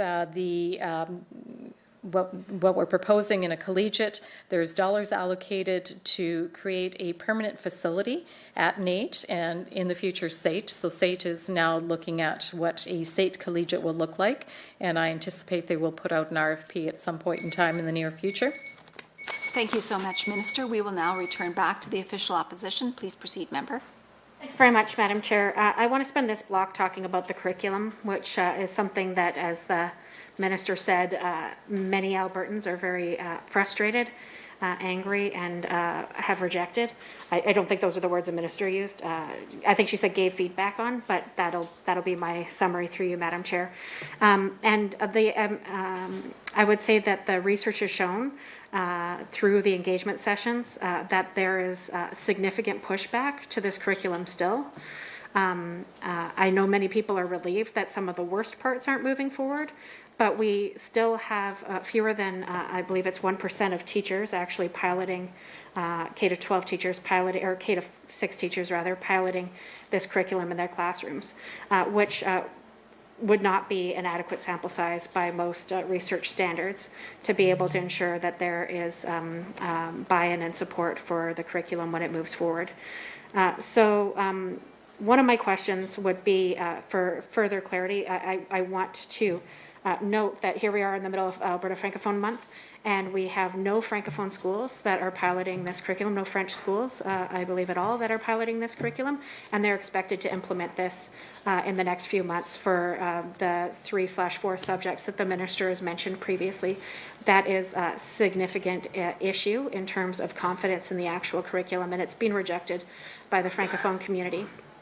So I guess why such urgency, and isn't the minister concerned that by not having an adequate trial of this, that there will be unforeseen consequences, to quote my colleague Mr. Smith used to say unanticipated consequences a lot when he was in opposition, and I feel that this is doomed for failure given the significant public pushback and the lack of actual piloting. Next, I want to say, Mr. Smith and I both went to a number of teacher conventions, and at teachers' convention, when there was new curriculum coming, you'd always have a chance to look at the textbooks, to have in-services about what was changing in the curriculum areas, and to be able to have professional development or in-servicing and actually have some time to go through the materials. And here we are, well into teachers' convention cycle, and there are still no resources available for teachers. This at a time when educational staff are more exhausted than they have been probably in any other calendar year, and now they're being asked to take on a completely updated or backdated, depending on your perspective, curriculum for 7 grades, K through 6, in just the next few months. So I have significant concerns, as do many academics, teachers, members of the public, that the curriculum is not going to set kids up for success. Does the minister have any employers that she knows of who are confident in standing up and saying that this will make for a better trained, somebody who's better trained and ready to enter the workforce, not necessarily in grade 6, but that what they're telling kids to learn in K through 6, what employers are willing to stand with a minister and say that this is going to make kids better prepared for the world of work? Because I haven't heard from any. In fact, I've heard from many who are deeply concerned about the direction that this curriculum is taken. So resources would be one area of question and concern. The validity of the pilot is another significant area of concern. And what types of supports will be in place to ensure dedicated professional development and training so that teachers can be successful, because they've been cut out of the actual process that was in place under the previous ministerial order around creating curricular outcomes and partnership. Will the ATA be provided with an increase to their grants to support professional development across the province? That's something that's happened many times in the past. Simply this sample size is not sufficient, and I have fears that the demographic information for the students piloting is not representative of the diversity that we see in our province. So how many Indigenous students, Francophone students, students of varied socioeconomic backgrounds, how many newcomers are actually being engaging with the content that the minister is trying to force on schools this September? And the minister might say it doesn't matter how many students were Indigenous or Francophone or low income or high income, but certainly it does. We know that the research is very clear that kids need to see themselves in the curriculum, and they need to be able to connect with it on a very personal level. So what resources will be put in place? What's the demographic of the kids? How many are in certain grades, and what's their diversity factors or equity seeking factors? And how can the minister possibly think that this curriculum is ready for prime time when so many Albertans have rejected it? Thank you so much, Honourable Member. I'll just mention to everyone that we'll pause for our coffee break at about 5:15. I hear that there's going to be fresh coffee then, and so you'll all be able to enjoy that. And now we'll return to the minister. Thank you, and I am looking forward to a fresh cup of coffee, for sure. So first of all, I would state that I was not sure which page the member opposite was actually referring to in the fiscal plan that highlighted the curriculum, but I am happy to share the fact that in budget 2022 includes $191 million over 3 years. This is $59 million in the first year that we are allocating to implementation of the new curriculum. I was the trustee for, as I've said before, 11 and a half years. I know the member opposite was a school board trustee as well, sometimes over that same time period. And we have been talking about renewing the curriculum for well over a decade. And it is, there has been significant dollars to date, $64 million to date, spent by previous governments to bring us to the point with no, like today's portion, with no actual curriculum in front of our students, no finalized curriculum So what I would say is that, we had made a promise to Albertans, the over 1 million Albertans that elected us to office, that we would in fact look at making sure that we have a new updated curriculum in front of students that has the knowledge and the skills that they need to be successful. And we knew that when we brought it out that we would have to spend significant time ensuring that everyone had an opportunity to see it, because there was a perception that the previous government had created their draft of the curriculum in secrecy. We were very transparent. We have a website up with all of the pieces on it. We have included every step of the way. We have included that on the website. There have only been nominal times when we protected names of teachers so that they would not suffer they're having their privacy invaded, and protected students. But referring to the member opposite's question on piloting, I just want to remind everyone that in past curriculums, it was very rare to see anything piloted. In fact, it was, here you go, this is your new curriculum, implement it. The curriculum is under the purview of the Ministry of Education. It is approved by the Ministry of Education, the Minister of Education, to be implemented, and it is the responsibility of school authorities to, in fact, implement it. They have a legal obligation to do so. And so we've worked collaboratively with school authorities.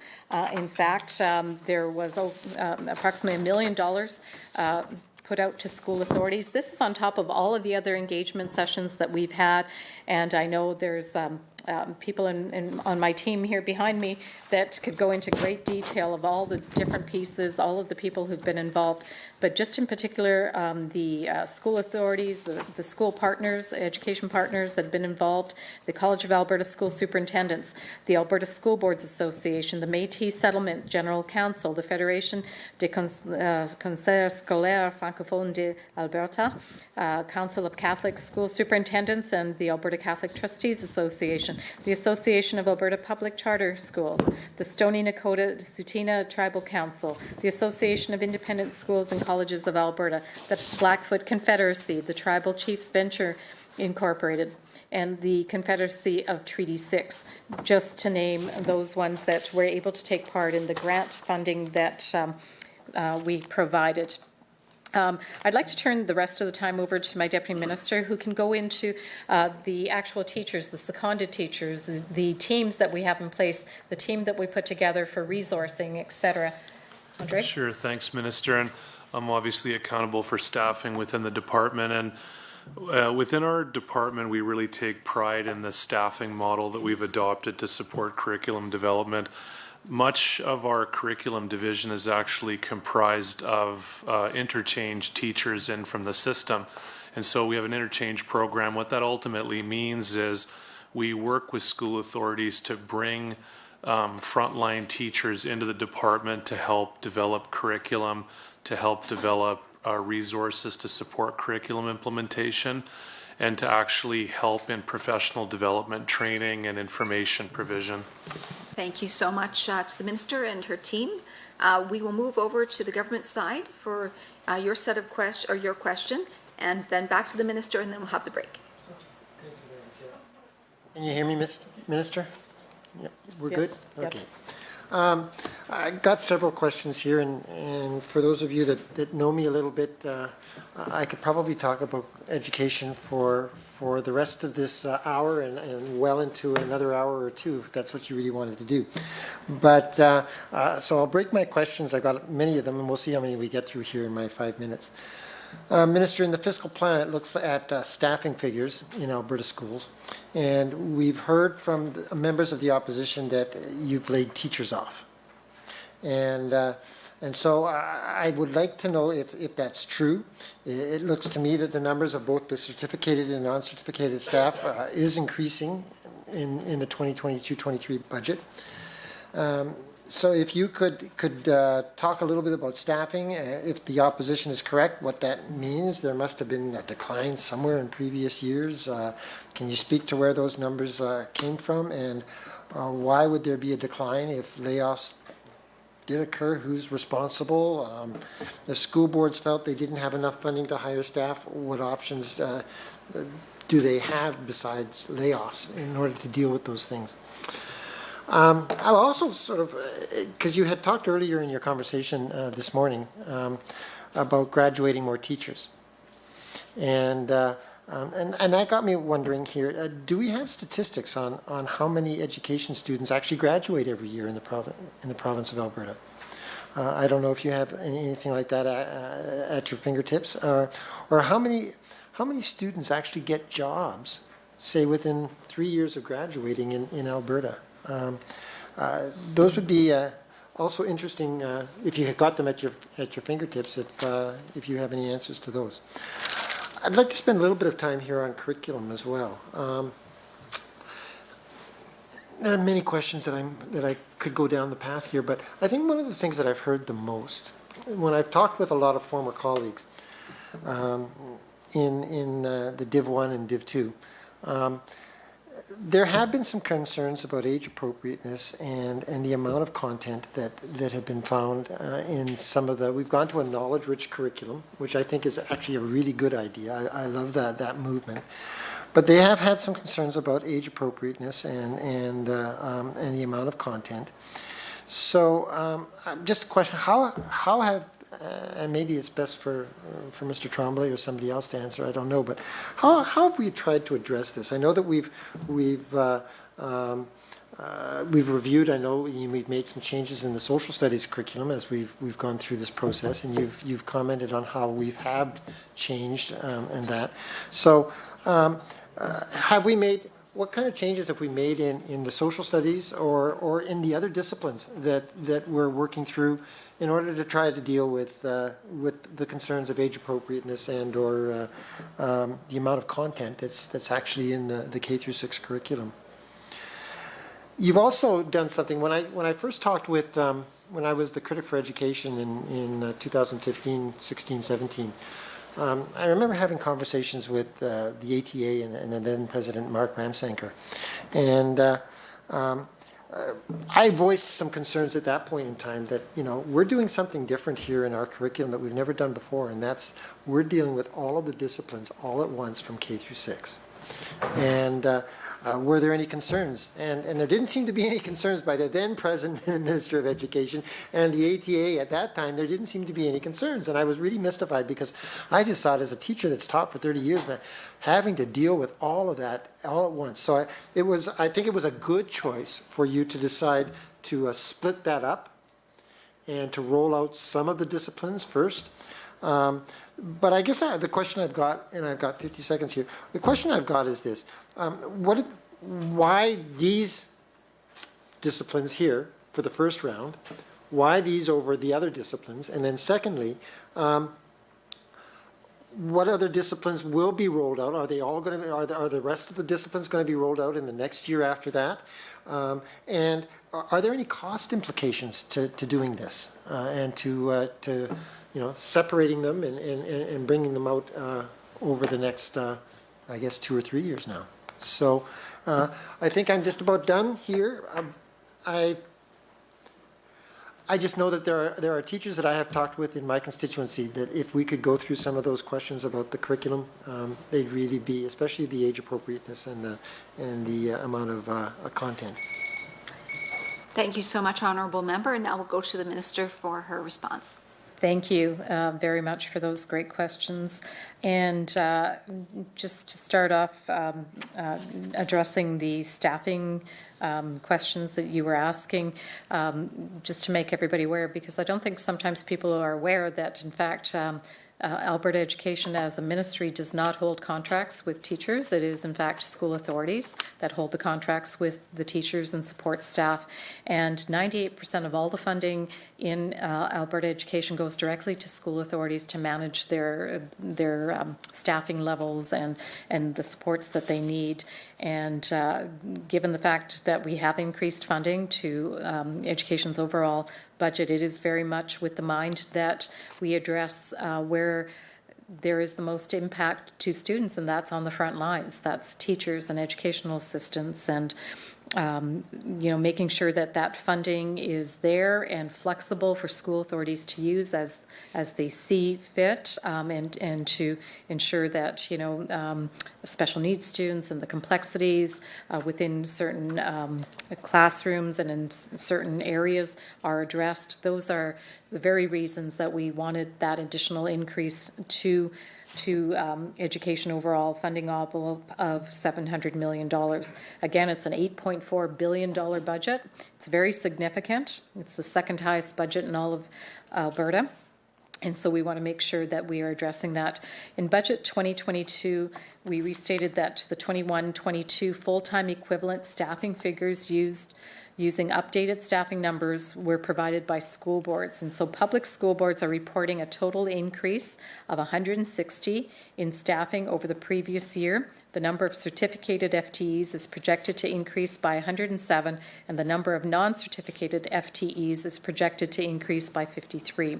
So increased funding rates for base funding and operations and maintenance by 1% will provide $342 million over the next 3 years, including $36 million in 22-23 to help school authorities address cost pressures such as staffing. And I just want to remind everybody that that in fact school board reserves did grow during the pandemic. We started the pandemic with $363 million in school board reserves. This is operational reserves only. I'm not even talking about capital reserves. They did grow as well. But operational reserves started at 363 as of August of 2021. We're at $464 million in operating reserves. If you add in the capital, we're upwards of $700 million in reserves that school boards have access to. And it is obviously within their purview to make sure that they have the workforce that they need, the composition that they need, and it's locally elected school board and trustees that do that. When I look at, I'm just trying to remember the rest of your question here so I don't miss any of it. I think we've covered that piece. I do believe that you asked a question in regards to how many students graduate. And while I don't have the exact number in front of me, I did ask that recently, and I do recall that it's roughly about, I was going to say 2,500, but now I do have the exact number. It's in 2021, it's 2,614. So I was pretty close. It was going by memory. Students that are set to graduate. And I know that many school authorities across this province have already started to recruit new staff. There's job postings out there, and I know that in particularly rural areas and remote areas, there's always opportunities available. And we certainly encourage teachers to go out to those areas and try it out. I was at the Rural Education Symposium just few days ago. The days start to blend Sunday evening, and it was interesting that in part of the presentation that we're seeing that when student teachers go out and new teachers go out to rural remote areas, they tend to stay there. Over 70% choose to go and stay beyond the obligation that they've made in their initial contract. So that's very, very encouraging to hear. In terms of the curriculum, yes, we did hear concerns, particularly in certain subjects. Some subjects we didn't hear as much concern about age appropriateness or content load, but we did hear in certain subjects. When we looked at choosing math. Thank you so much, Minister. We will pause now for our 5-minute coffee break, and when we return, we will go to the official opposition for their questions.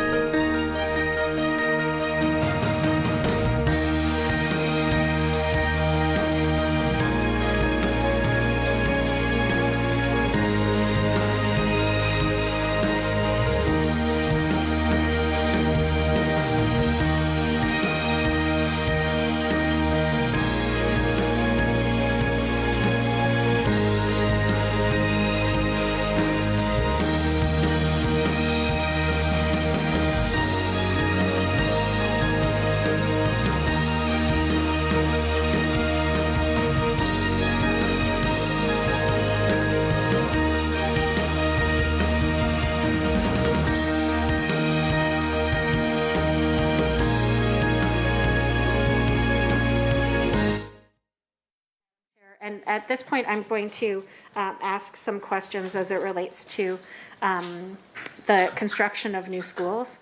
Yesterday, I was in the infrastructure estimates, and colleagues from the independents as well as our official opposition highlighted some of the significant challenges that we're seeing with P3 projects in the past for education, and the minister's probably well aware that Conservative governments stopped the advancement of P3 construction for schools, given the significant issues that we're seeing, particularly with the round of, at that time they called them ASAP schools, Alberta School Alternative Procurement Schools, or Alberta School Alternative Procurement, yeah, ASAP anyway. And many of them opened in 2010 and had significant issues. And of course, they come with a 30-year operational agreement typically.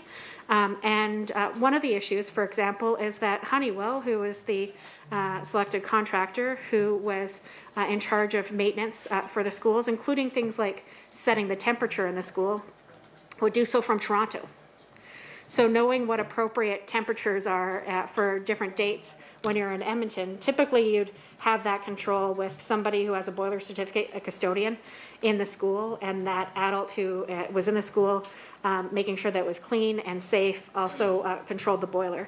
But when Honeywell was selected as the ASAP provider, it created significant issues around things as simple as setting appropriate temperatures in a classroom for the students that you're serving. There were also examples of many years of frustration, and the minister will know that parents were incredibly vocal around the failure to maintain school sites properly for students to be able to engage in. So there being massive mud pits in a field.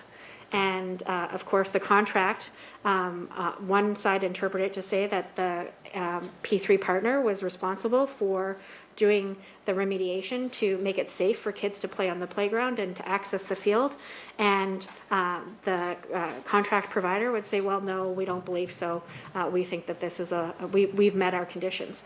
And when these types of contracts get in the way of good public education, it has a significant negative impact on the children and on the broader community.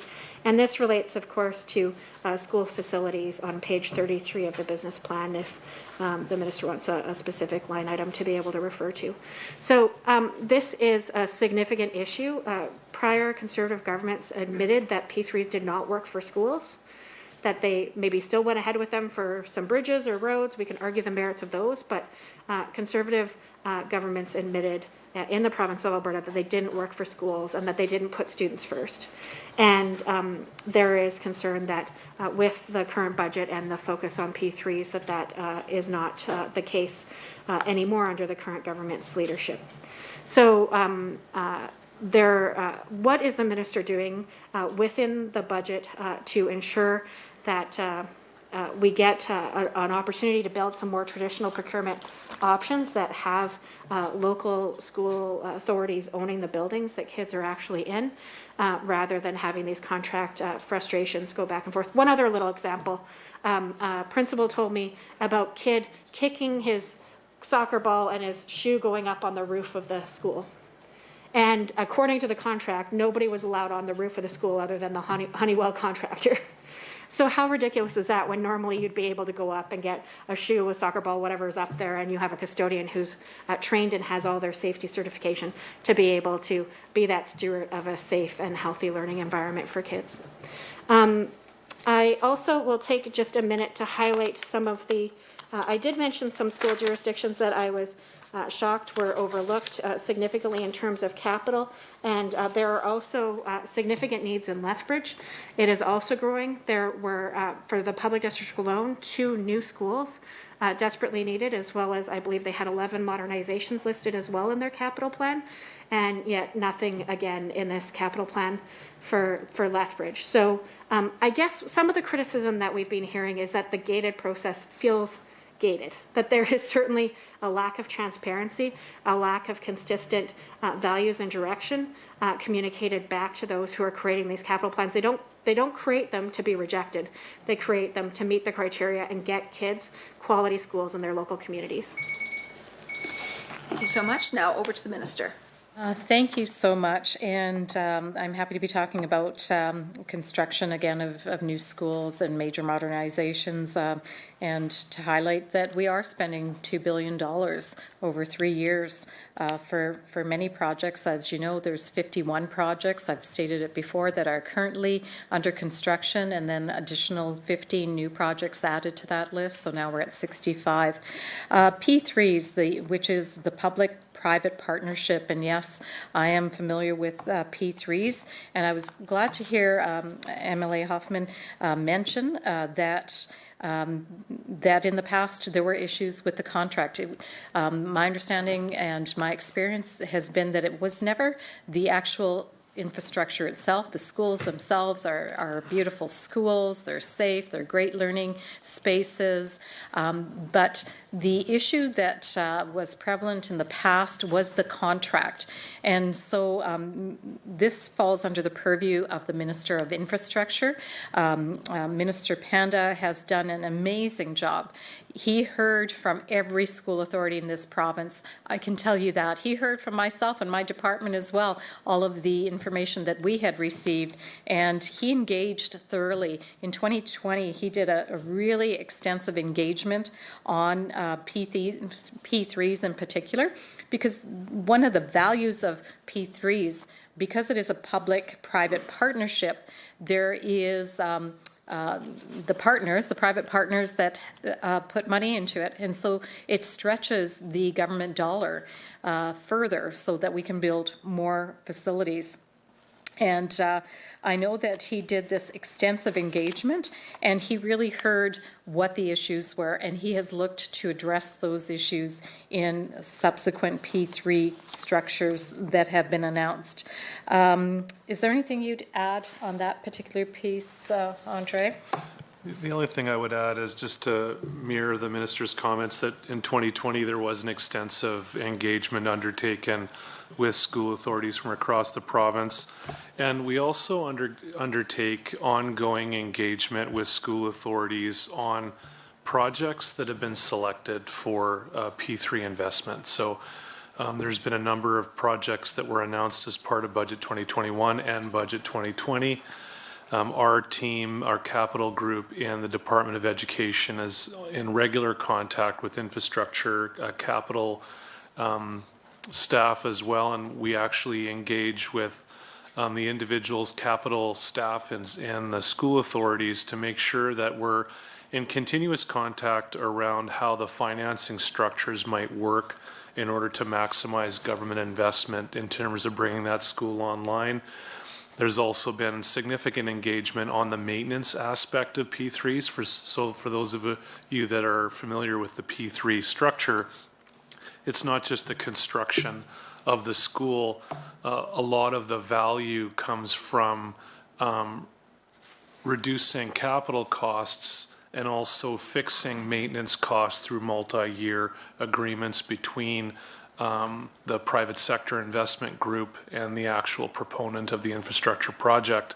And so we're not just engaging on the construction, but we're engaging and ensuring that we're hearing school concerns with regards to how the maintenance contracts are constructed in terms of term length, flexibility, how maintenance projects are identified within the context of the maintenance contract, and really, at the end of the day, ensuring that whatever maintenance contract is put in place, it's reflective of the school's ability to operate that school on an ongoing basis. So we don't want situations where school authorities feel like they don't have the ability to operate a school within the context of a maintenance contract. So all of that work is underway on a number of different projects that were announced. And that work is done again in conjunction with our department's capital group, but of equal importance, our infrastructure P3 team, who ultimately has accountability to deliver P3 schools within the system. Thank you for that supplement. And I would just say that not every project lends itself to be a P3 because obviously P3s are bundled, typically where you can have a provider that is able to. Thank you so much, Minister. We will now return back to the government side. The government side. I thought you were going to go. Okay, that's fine. Sorry, I see that Mickey Amory has come on to the screen here. Member Amory, are you prepared to ask some questions of the minister? Most certainly, Madam Chair, and thank you for that opportunity. My apologies to my colleague if I jumped in when I shouldn't have, but I do have some questions prepared for the minister, if I may. Minister, let's talk a little bit about the curriculum. I know that the curriculum has been a topic of discussion throughout our province, and it's been something that you've undertaken to deal with throughout the past, well, since the beginning of the term, essentially, and that's been a work in progress. And I want to commend you for you and your officials for the work that you've done so far and the work that continues to take place with respect to developing something as exhaustive and as big as a job that it is to design a brand new curriculum for this province. I do have a number of questions about that, and as I said before, I don't want to talk a whole lot about preamble. I want to get right into the questions and hopefully give you that opportunity to answer them within the time allocated. I want to start by directing you to page 31 of your business plan document, key objective 1.1, where it's stated to be implementing a new curriculum, province-wide K-6 curriculum with a focus on English, language arts, and literature, math, physical education, and wellness. Now, as you know, and as we all know, the UCP government has advocated for changes to the education curriculum here in this province, and it was a platform promise during the 2019 election. On page 129 of the fiscal plan, it states that $191 million has been allocated over the next 3 years for curriculum updates, including a $51 million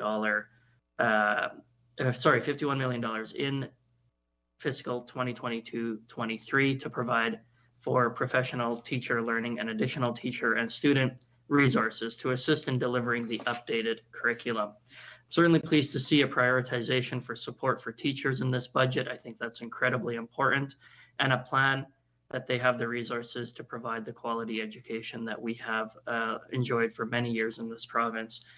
My questions are as follows. Can you please explain how this $191 million will be used to implement the updated curriculum, and what line item we can find to explain the $59 million under this fiscal year? What work is currently underway to implement the curriculum? Who is involved in that process, and where are we at? In addition to the implementation of that curriculum, I know that the ministry has been collecting feedback from education partners, piloting teachers, and Albertans from across the province on our draft curriculum. I know that you had recently asked for additional feedback, and I want to know if you can provide us with an overview on the feedback you've received so far, what's involved in those consultations, and how it is currently being applied to the overall development of this new curriculum. I want to point your attention, Minister, to key objective 1.4 on page 31 of the business plan, which is focused on modernizing assessment. How will this benefit students learning? What does it essentially mean? And how does it interplay with the new curriculum changes? I want to dive a little bit further into how teachers are supported within the new curriculum. On page 32 of the business plan, the ministry outcome number 3 states Alberta has excellent teachers, school leaders, and school authority leaders. Key objective 3.1 explains that you plan to identify potential supports that may be needed and options for providing these supports to school authorities to successfully implement a new curriculum. Minister, I want to give you the opportunity here to please speak about what types of supports that you're referring to here, how much funding you've allocated to this, how the $59 million I already mentioned earlier might fit into this consideration, and how that all might work in the overall plan that you have with respect to key objective 3.1 and beyond. With respect to the assessments that are referenced in key objectives 1.3 and 1.4, I would like for the minister to speak to some of those assessments related to early year assessments and online assessments. I'm wondering what assessments currently exist in schools and what changes could ensure that the students are more successful. With that said, Minister, I'll give you the opportunity, as I see my time is running out, to answer those questions. I know they are numerous, but I'd love some answers. Thank you. Thank you so much, Honourable Member. We'll move now to the Minister for her response.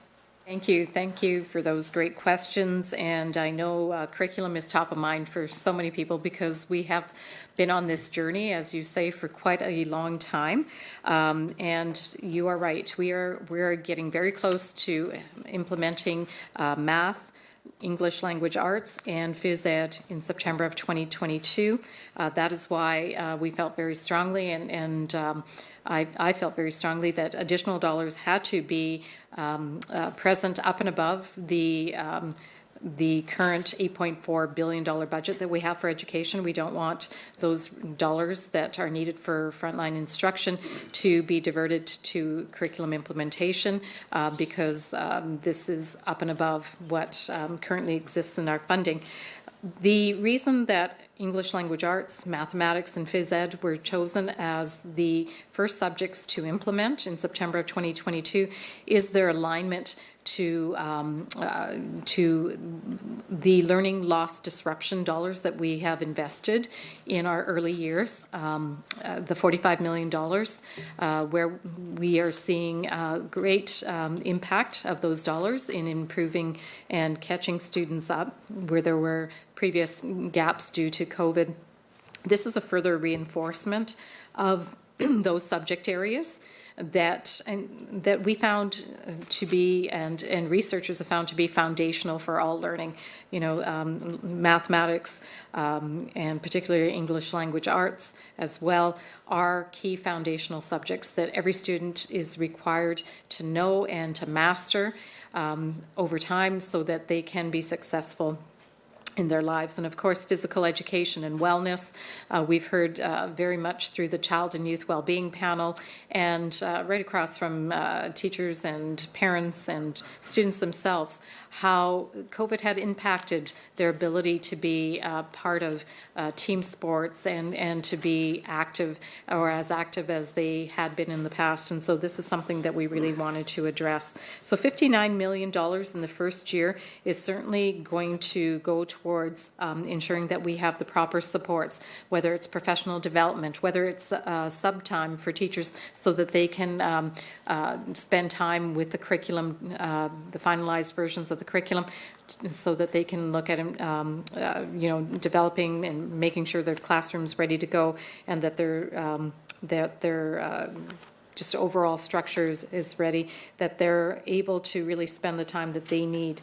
It also will provide specific resources as well. I'm going to turn it over to my Deputy Minister to go into some of the things that we've been doing. Like, there's been just so much work, tremendous amount of work by so many individuals. We have a group dedicated to resourcing. We have a new Learn Alberta, which is a new website that will allow teachers to share resources and supports. We've talked about the assessments, and just before I turn it over to him, those early year assessments, we did a scan of the current system as to what school authorities are using currently. We had we entrusted the College of Alberta School Superintendents, CAS, to do that work for us, and they provided us a report. So we're utilizing all of that to ensure that as we move forward, we're putting the right supports and the right assessments in place. So I'll turn it over to my Deputy Minister. Andre, would you please supplement? Sure. Looks like I have about a minute, so I'll talk a little bit about, and we tried to touch on this earlier in the session, but the staffing within the department. So obviously, stakeholder feedback is critical. Feedback from the education system is critical. All of those input points are very important to shaping high quality curriculum. but it's also important to build a staffing complement within the department that reflects the educational expertise that's required to develop high quality curriculum. And so we have actually 91 teachers from the system from a diverse cross-section of the education system, urban boards, rural boards, larger schools, smaller schools, from the entire system in terms of charter schools and public Catholic schools. We purposefully recruit that broad variety so we can make sure that we have that broad perspective to assign to curriculum redevelopment. Thank you so much to the Minister and her team. We'll now go back to the official opposition. Please proceed, Member. Thank you very much. I'm going to take a chance to ask some questions that were provided to me from a variety of stakeholders, and I'm going to try to keep them super short so we can try to get some answers. Specifically related to page 32 of the Ministry Business Plan, key objective 3.1 identifies potential support such as professional learning as well as learning and teaching resources that may be needed and options for providing those supports to school authorities to successfully implement the new curriculum. How does the Minister plan to implement the development of the curriculum advisory panel that focused on agriculture and natural resources in key objective 3.1? On page 73, line 3.1, the government estimates document, it states that $1.4 million in funding will be allocated to learning support funding. What portion of this estimate is allocated towards the development of a curriculum advisory panel that focuses on agriculture and natural resources? Those were your questions, Member? Yeah, I'm just trying to get some more detailed answers, so I just thought I'll ask the two questions that are very specific and we'll hopefully get an answer. Okay. Go ahead, Minister. So thank you for those questions. I'm not sure I understand fully what those questions represent, but I will do my best to respond. The Curriculum Advisory Group certainly is in place to advise on how we move forward with implementation of the curriculum. And we have already indicated that we are going to move forward with math, English language arts, and phys ed and wellness. Now they are looking at, okay, how do we implement those three subjects in 22-23 school year that will, in fact, make sure that we have the most successful implementation and outcomes at the end of the process. In terms of 3.1, in terms of agriculture and natural resources, the curriculum as a whole looks at all of the different pieces. We are, again, focused on English language arts, mathematics, and phys ed and wellness, but in other subjects in terms of science and in in social studies when we're at that point, and all of the other continuing the other pieces that we have available, we will ensure that those areas are being addressed. So again, I'm not fully clear on what that question was. I don't, while you pointed to a line item, I'm still not quite understanding the question. So if you could rephrase the question, I would be happy to answer it. Thank you. Right, and so that makes our time go back to the government side. So I see Honourable Mr. Hunter has his hand up. Please proceed. Thank you, Madam Chair. I just wanted to ask a couple of questions here. I was also at the Rural Education Symposium on Sunday, as you know, and there's some really good information there, but certainly a theme that I heard quite a bit was the importance of transportation. And I noticed that you've increased the transportation grant during this budget, which we see on page 73 of the estimates, line 3.4. Now we know that our rural communities in Alberta face many different issues versus the urban and metro communities, especially when it comes to transportation. So could you speak a bit about how this increased funding for transportation will benefit students in rural Alberta?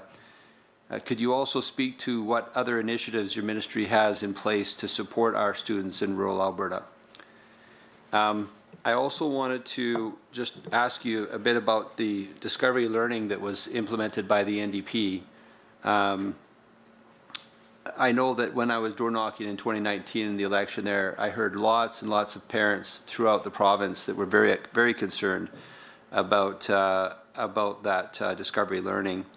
So they were concerned because their children's ability to perform simple arithmetic and dismayed at the complete lack of focus on financial literacy.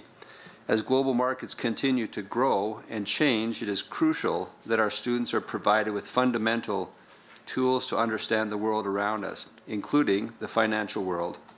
That is why I was so glad to see on page 130 of the fiscal plan that $3 million is being put towards financial literacy over 3 years. Minister, can you point to which line item this falls under, and how will this funding be used to expand programming on financial literacy, and in your mind, what benefits will this have for the students? I also wanted to just talk a bit about page 31. The ministry's business plan speaks of improving outcomes for First Nations, Métis, and Inuit students. In fact, those key objectives include strengthening education programs, policies, initiatives for First Nations, Métis, and Inuit students, and supporting the development of education, services agreements to enhance outcomes for First Nation students. Minister, could you expand a little bit on some of the programming that exists and how it can be improved to support First Nations, Métis, and Inuit students? I'm also wondering if you could expand a bit on what an educational service agreement is and what you're doing to support the development of these agreements. I'll turn the time back to Mr. Smith to ask some of his questions to make up the rest of the time. Okay. Thank you, MLA Hunter. Okay, we have about 1 minute and 45 seconds left. I asked a couple questions there about, in my last round here that I had with you, about the other disciplines and when they'll be rolled out, and if there were going to be any cost implications with regards to rolling out the other disciplines. And then I would like you to consider if you could give me some context on our provincial assessments for K-6 and the new curriculum. I know that under the previous government we had made some changes to the PATs and we were into SLAs. And are we planning on going back to PATs? Are we planning on how is that going to roll out? What's the cost for that going to be? And where is it found in our budget as we move forward? So, you know, I guess one of the things that I heard while I was, in opposition was that from some teachers was that there was some concern that the first time we were actually going to be testing our students was grade 6, halfway through their education.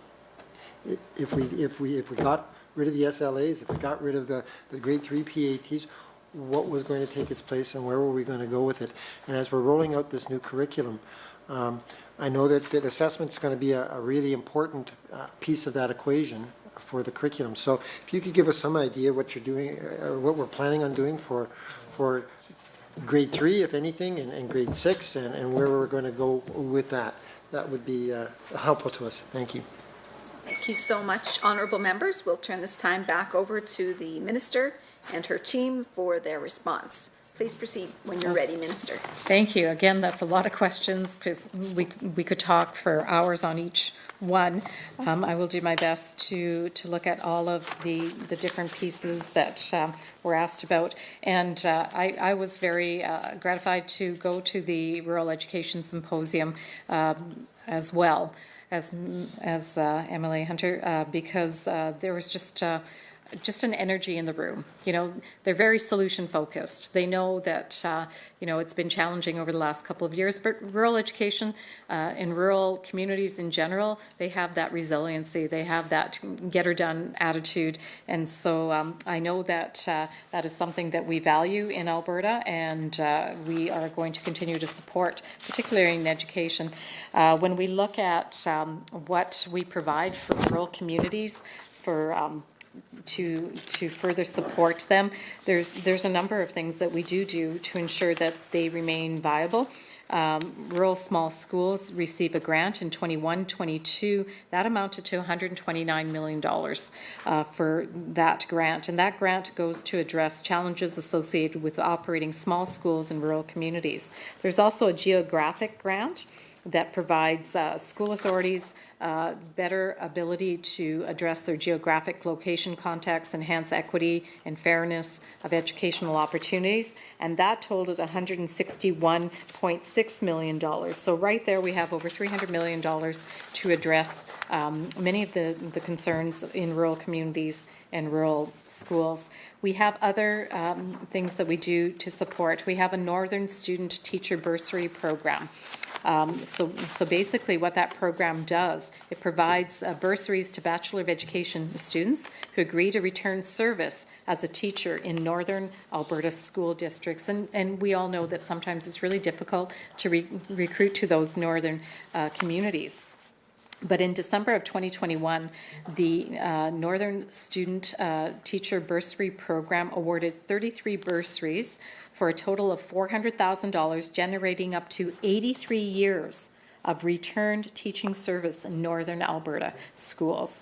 So 20 Northern school divisions, including public, separate, and Francophone school divisions, as well as 7 First Nations school authorities in the North, have benefited from the program by employing the Northern Student Teacher Bursary recipients to return in service. And as I indicated earlier, 71% of bursary recipients have stayed employed in a rural or northern community beyond the return of service commitment. So a win-win situation for all of those communities, as well as for the teachers themselves, because they're enriched by the opportunities that they have there. We also have, looked at all of the other funding envelopes as well that they benefit from, particularly the weighted moving average in communities with declining enrollments. The weighted moving average actually softens the number, the dollars that they receive when, in fact, they have student loss. But that being said, we have held harmless to the 2021 school projected numbers, which is 730,000 students, even though in that year the actuals were 705,000 students. And last year in the 21-22 school year, or this current school year, we are keeping hold harmless again, so that additional funding that would have been lost is continuing. So funding 730,000 students when 716,000 students are in fact actually attending.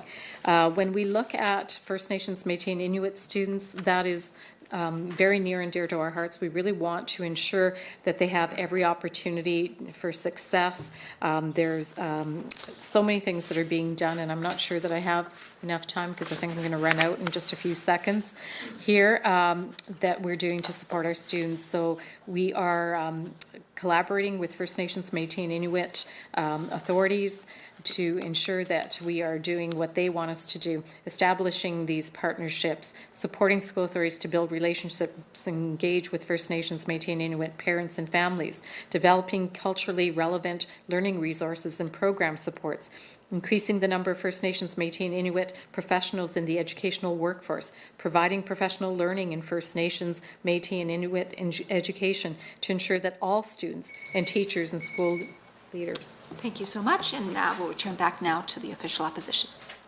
I'm going to ask one more time if the minister, I know that there was a desire to have clarity on a question in the last exchange. It's really hard when we do the block. If the minister wants to try one back and forth, since we're nearing on the final 30 minutes of our time, I'm still open to that. Is that her interest at this point?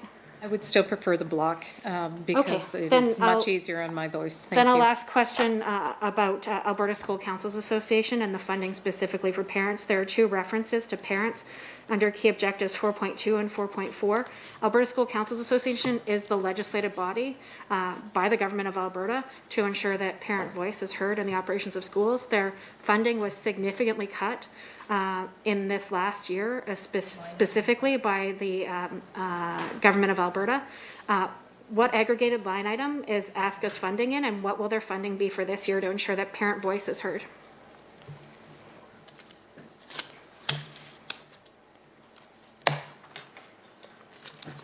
That's the end of your questions? That's my question. Okay, all right. Minister? So thank you for the question. I do not know which line item you were referring to because there is no Alberta School Council Association grant that is provided on any funding line. I would just correct one item that I heard from MLA Hoffman, which was that this is the legislative body. In fact, that is not correct. School councils are legislated, but the Alberta School Council Association is an association. It's not a legislated body. But school councils are legislated. Every school has to have a school council. And so that is, in fact, in legislation. We did introduce the Alberta School Council Engagement Grant. There's $1 million, $500 going to every school council across the province to ensure that we have parental voice. We very much value the work that the Alberta School Council Association has done and continues to do. We have provided them a grant in this upcoming year. When there was a funding adjustment, it was in particular because of the fact that we do not fund associations for operating their associations. We do fund for specific projects, for specific roles that they can play in terms of whether it's connecting, providing research, knowledge, doing specific grant items. They have to put in a grant proposal. Every association, including the Alberta School Boards Association, the College of Alberta School Superintendents, and other education partners do submit grants applications every year. And we look at those closely, and if they align with our priorities and are not for operational reasons, then we do in fact proceed with those grants. Sometimes they are for lesser amounts than those grants have come to us for, but we really do assess it in terms of the needs of the overall system. Again, we are looking to engage with parents, so we certainly count on the Alberta School Council Association for providing us feedback and valuable input. They were on all our calls for when COVID was in full bloom. We had the education partners call on a regular basis, and they were valued partners in those calls. We continue to have the this grant going out to school councils, specifically to engage with their communities, and further to that, to broaden the reach of parental engagement. I did put together a parent advisory council that has already met, and they are providing us valuable input as well. When I look at parental voice, I myself, having had 7 children, have been very active in school councils, and also I was very proud as a trustee to be acknowledged by the Alberta School Council Association with an award as a friend of the School Council Association, because I believe very strongly in the value of parental voice. It is the very reason that we brought forward the Choice in Education Act, and the Education Act enhancements that we did very early on in our term, because it is the parent's voice that in fact influences the choice in education that they want for their child. No one knows a child better than their parents. They absolutely are the first educators of their children prior to them entering into formal education in school. And so we very much value that parental voice. So anything we can do to increase parental voice is an added bonus. So having the Alberta School Council Association, having school councils themselves receive additional funding so that they can engage with their parents and their communities is very valuable, as well as the Parent Advisory Council. I'm finding that all of these different ways are great ways to have the input that we need to make good decisions in education. Is there anything that you would add, Andre, to this, or any of my team?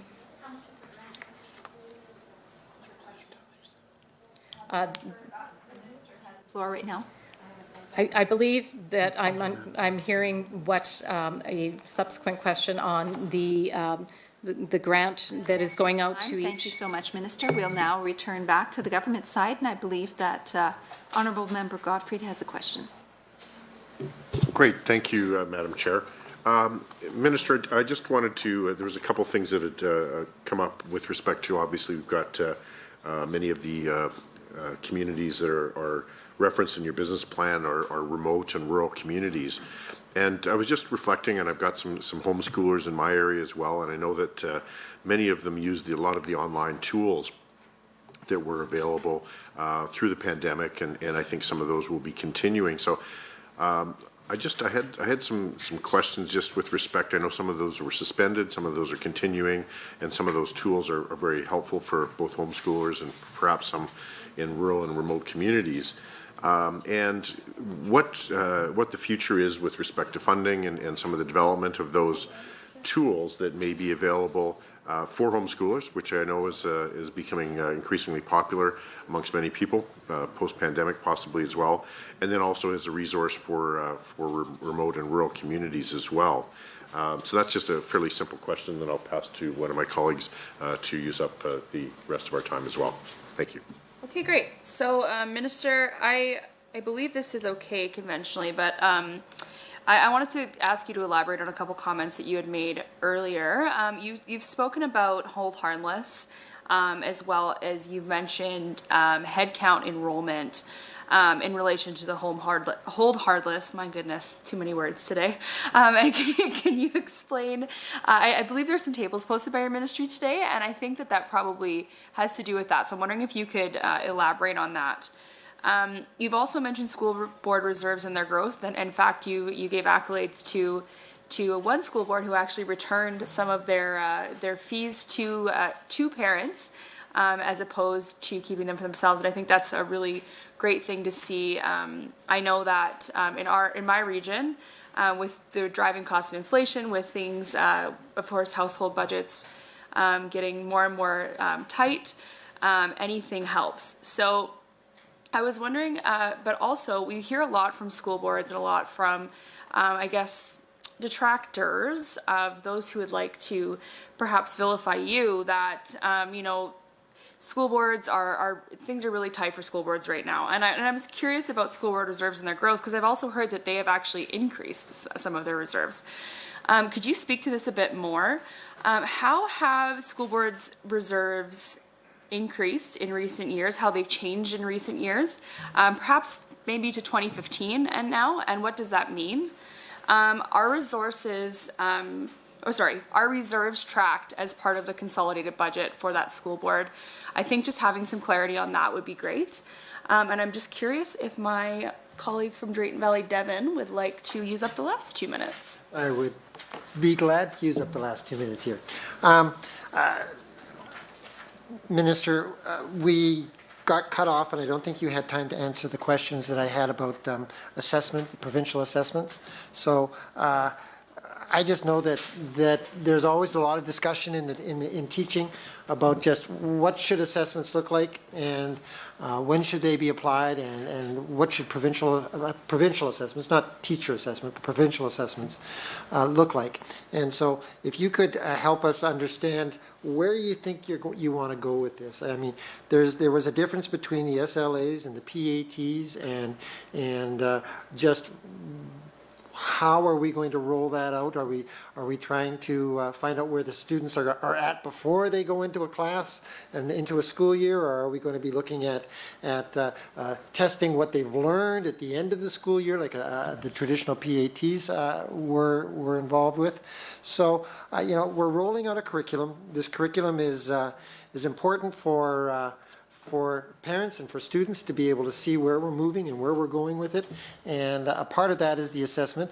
Teachers are going to need to know that. And so if you could help us with understanding where we're going to go with the new K through 6 curriculum, that would be great. I'm wondering as well, and maybe I'll save, you can answer this in the next round if I get another round here, but if we run out, but the Curriculum Implementation Advisory Committee. If you could tell us who's on it, how do you find the members? Is that going to be funded from that $191 million that you've put forward for resource development, or how is that working out as far as that committee? And maybe I'll get into the next group of questions later. Thank you so much, Honourable Member. And now we'll turn it over to the Minister for her response. Please proceed, Minister. Thank you so much. And again, great questions, and I will try and get to as many as possible. Let's start with the distance learning. I know, in fact, we used to have one program, which was called the Alberta Distance Learning Consortia, and what happened is that over time there were many more school authorities that delved into that realm, and what we found is that there was inequity in terms as to how they were being funded and being utilized across the system. And so we now have over 38 school authorities that do provide distance learning. We have revised under the funding model and under the funding manual, distance education. We are now providing a non-primary grant to encourage school authorities to open the distance education programs to students from other school authorities. So there's a number of things that we're doing. And again, we're being responsive to the needs of the system. We heard when we were doing engagement on the new funding model, and we engaged right across the province. We were hearing from school authorities that, in fact, that Alberta Distance Learning program that was in place wasn't as responsive as it could be, and that we needed to expand because at one time there was only one game in town, and we were able to expand that, and thankfully that took place prior to COVID becoming the reality and the new norm, because of course many of our programs had to go to online learning during some periods in the pandemic. When I look at the costs of that program, the Distance Education Primary Grant is increasing by 1%. So in grades 1 to 9, it is going from a $6,064 per student to over $6,124 per student. Distance education primary part-time is $190.58 per credit in the current year, going to $192.49 credit per credit in the upcoming year. We are just continuing to increase the number of school authorities that are able to provide service, and also increasing the number of shared digital resources and courses because they are no longer, I'm sorry, I just want to get clarification. Emily, could I turn to you to just clarify on the non-primary grant that, in fact, there is no cost to school authorities on that? Right. Thank you, Minister. So the ability for a school board to have be a part of the distance education program and be a provider, a requirement is that if they receive this grant, they have to be willing and able to share their digital resources and courses with other school authorities at no cost. Thank you. Thank you for that. Just a slight clarification there. On the hold harmless, really it's about making sure that, because we did see fluctuations in numbers, in enrollment numbers in school authorities across the province due to COVID, typically around the kindergarten age, the younger age groups. And what I can share is that on the funded headcount summary, for the public, separate, and Francophone and charter schools, in 2019-2020, the actuals were 667,223 students. In the projection for 2020-21, that was 683,764, when actually 651,818 students attended. And the projection for 21-22 was 674,044 students, when in actuality 662,310 students attended. When we go right down to the bottom, when we include all of the independent schools, the ECS operators, and home education, in 2019-2020, we had 711,843 students, and then the projected number that we have been funding to for the last number of years is 730,030 students. But in 2020-2021, the actuals were 705,917 students, and the actuals in 21-22, which is our current year, is 716,000. Thank you so much to the Minister and her team. We'll turn it back now to the official opposition. Please proceed, Honourable Member. Thanks, Madam Chair. I suspect this will be my final block. So just to reiterate, in the last two very brief questions I asked, one was around employers, agricultural sector, economic diversification, around efforts that they have made. They've made significant efforts to be involved in developing the curriculum that have been shut down at every stage and referred to online processes to put in written questions and get talking points back.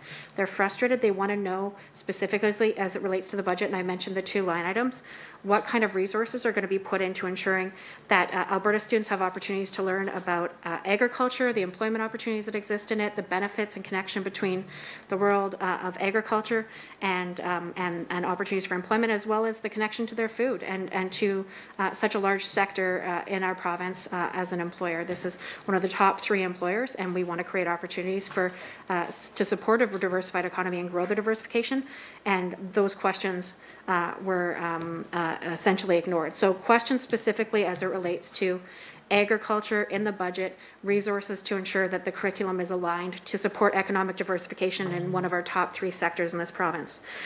The other question was about Alberta School Councils Association. It was a simple question about how much their grant will be within this budget and what line item we can find that within. I understand that they're aggregated line items, but it's important that parent voice, and I appreciate that the minister wanted to highlight that she received awards and stuff, but parent voice has been under significant attack under the last few years through you, Madam Chair, and ASCA has been a foundational voice for that. School councils through the Alberta School Councils Association have received support in the past, and it has been decimated under the current government. So those were the 2 questions that I asked along that thread. The next section I want to highlight is as it relates to outcomes 1 and outcomes 4 in the business plan.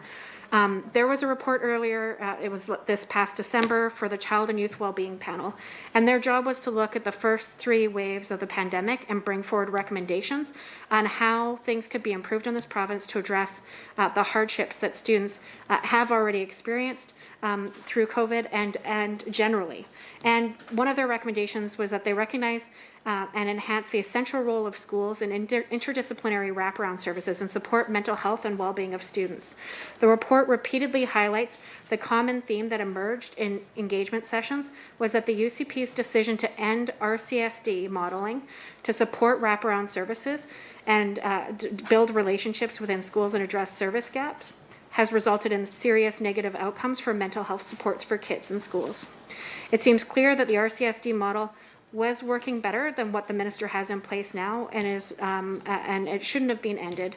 I'm not saying it was perfect, but it's certainly, from the feedback in this report that the minister and government has had since December, is very clear that what is happening now is not working for mental health for kids in schools. So the question is, what are the actual tangible mental health supports that kids can expect to see in their classroom as a result of this budget? Will there be money specifically directed towards guidance counselors, mental health therapists, school counselors? What are the actual tangible bodies that kids will be able to see and feel that the recommendations through the Child and Youth Wellbeing Report, Child and Youth Wellbeing Panel presented to the government back in December are actually reflected in the decisions that this government has made through their budget and actually addressing student mental health? The other piece I want to touch on very briefly here is the significant hardship that disabled students have faced, particularly in the last 3 years. Some of the most horrific cuts, I would say, are cuts to PUF for kids in kindergarten specifically. Many needed additional classroom supports, SLPs, OTs, PTs, and family-oriented programming. This was again something that a member of the public, that family-oriented programming around mental health support starting with 3-year-olds that has been cut under the current government has resulted in significant hardships. So mental health would be the main theme of this block, and specifically around the what can actually ordinary families expect to see, what kind of access will they have? Will there be mental health therapists in school, specific targeted grants? How many people will serve kids in that regard? And then the piece around family-oriented programming as it relates to the 3-year-olds and the targeted attacks on PUF in the last budget. And has the minister reversed these cruel cuts in this budget? Thank you so much, Honourable Member, and we'll turn it back down to the Minister. Thank you so much for those questions. And in fact, on the special needs programming, that was the last question asked by MLA Hoffman, we in fact did do refinements to the funding model last year and tiered the hours of instruction, as well as increased the family orientation program piece, the FOPS piece, and my understanding, because I've heard from the system that it was very well received, that in fact we are meeting the needs of our students and their families, and we will continue to modify and refine the funding model as is required. And again, I want to highlight the fact that I have a background as a rehab practitioner working with the developmentally disabled. That has been my background. I am a firm believer in early intervention, and believe that the sooner we can help students address their needs, help parents and teachers address the needs of students with special needs, the better successes we have throughout their whole educational journey and in life in general. And so I am really proud of the work that we've done there, and we're always looking for opportunities to make that even better. And now I fully understand the question that was asked about agriculture. And I'm happy to say that the input that we received from every individual and every group that wanted to provide input has been incorporated into the draft science. And so when there is a new version of the science program, I'm sure that they will be able to see that work. Perhaps people don't know that my husband and I do farm. We're on an active farm. My husband's a third-generation farmer, a second generation on the land that we currently own, that his father settled in 1942. And so agriculture is another item that I'm very passionate about. I actually served as the classroom agricultural zone coordinator for quite a number of years for the Central Zone. And that is a group that goes into grade 4 classrooms and really provides additional information to young people about where their food comes from. Farmers, the agricultural community, they're great stewards of the land, the water, and the air because they make a living at it. And so they have to be great stewards. And we will definitely have information in our draft curriculum, and that will be embedded. We also have the Green Certificate Program. We have amazing schools that have started, innovative schools in New Humble, Ontario, the Acme School that is connected to one of the largest greenhouses in all of Alberta. We have the Irving School by Prairie Rose School Division that opened up an agricultural discovery center. There's just so many great innovative situations in schools and programs that have started up in agriculture. And yes, we're taking those even into urban areas and connecting them with metro areas. My understanding, there's a lot of synergy that's going on because, again, sometimes students don't know the opportunities that exist until they're actually exposed to it.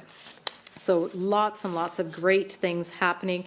And then the last real area that the member opposite was asking about was, you know, are we using the Child and Youth Wellbeing Panel recommendations? Are we going to act upon them? Absolutely. This is another area that I feel very strongly about. That is why last year we added an additional $40 million to the line item to support our most vulnerable students. The fact that we're looking, and I have added an additional $30 million, 110 over the course of the next 3 years to address mental health issues and concerns as well as learning disruptions. We will be coming out shortly as to how we're going to spend those dollars, but we want to leverage those dollars. We want authentic wraparound services. When I was a school board trustee, it was one of the things that we repeatedly asked for and advocated for was authentic wraparound services where ministries came together. And when we were doing the engagement on the funding model, the new funding model, we heard from school authorities, from the vast majority of them, that the RCSD model was not working, that professionals were spending more time behind the wheel of their car in front of their windshield than they were actually doing interacting with students. And so we needed to correct that. And those dollars went directly back into school authorities to use. Thank you so much, Minister. And this last segment will go back to the government side. Please proceed, Mrs. Fry. Thank you, Chair. Minister, you've talked a lot today, and I'm sure you could probably continue for another 6 hours because you have such a, you know, you do have one of the larger budgets in the province, and it's super important that Alberta parents and Albertans know just how important education is in our economic recovery, as well as how important it is to you and how important those students are. So I'm curious if you could speak generally about what are the key takeaways you'd like Alberta parents to take away from your budget, as well as how our government will continue to support students and parents in the future. Sorry, thank you. That's a great question. And I guess the key takeaway is that students and teachers and education is extremely important to our government. We made a commitment that we would, keep the education system strong, that we would target resources to the front lines, that we would increase, when appropriate, to increase funding to education. And we are following through on all of those things. We cannot stand still.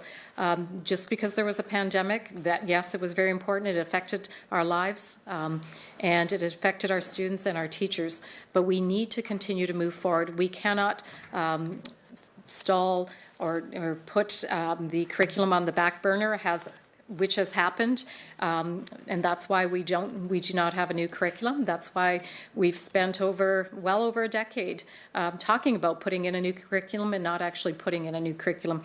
And so we're going to continue to do the good work of education. I want to give huge credit to the people behind me here, all of my team. We have approximately 500 people in my department who have a vested interest, who care about education, who want the very best for our students, as do I, as does our government. When we look at students' success, it is only because of the hard work of all the people that put their time and effort and go above and beyond each and every day. I cannot tell you the countless hours that my ADM provided during COVID, the countless meetings, the number of weekends that have had to be given up.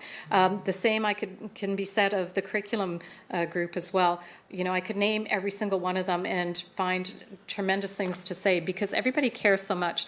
When I first came into the position, I know that I would say I felt like I went from having 7 of my own children to having 700,000 children, because I really do put myself in the role of looking out for every single child. And we really do try and ensure that, that we do our very, very best. With the new funding model, yes, it was a new funding model so that we could provide sustainable, predictable funding for school authorities so that they knew what they had and what they could count on. And that was very important to the system. But beyond that, we wanted to ensure that we were not leaving any child behind, that we are trying to put strategies in place that will affect positively their educational journey, that we would provide supports for special needs children, and increase those as they're necessary, and look at gaps, and again, look at authentic wraparound services so that we put the child at the center of education, we put the child and their family at the center of learning, but also all of their whole health journey as well, because we know that schools are, often a child is in school a good percentage of their day, and we need to ensure that they're safe and that they have a great education, but also that their social emotional needs are being met, as well as their mental health and wellness needs. But it's not just the child, it's their whole family, it's the whole educational community. I want to give a huge shout out to our teachers, our administrators, who have gone above and beyond. Particularly through COVID. It has been really stressful. They've had to deal with not just the situations of the students that come into their class each and every day, but also their own families having gone through various struggles and having to deal with COVID. So a huge, huge shout out to the whole educational system. That's why I felt very strongly that we needed to hold all of the budget harmless for those that were experiencing great fluctuations, but for those school authorities that were indeed showing enrollment growth, that we are actually funding that enrollment growth, that we are going to have additional dollars for curriculum implementation, that we are going to add additional dollars to address mental health and wellness issues. But overall, I want parents and the general public to know that we really care. And we are doing our absolute best. It hasn't always been perfect, but we've always gone in with the best of intention, always looking to ensure that our students are safe and that they are provided the best possible education that we can give them. I am very proud of the work that my department and all of the education system has done to address the needs of our students. Thank you so much, Minister, and to your team. I apologize for the interruption, but I must advise the committee that the time allotted for consideration of the ministry's estimates has concluded. I'd like to remind committee members that we are scheduled to meet tomorrow, March 10th, 2022 at 9 a.m. to consider the estimates of the Ministry of Community and Social Services. Thank you, everyone. This meeting is adjourned.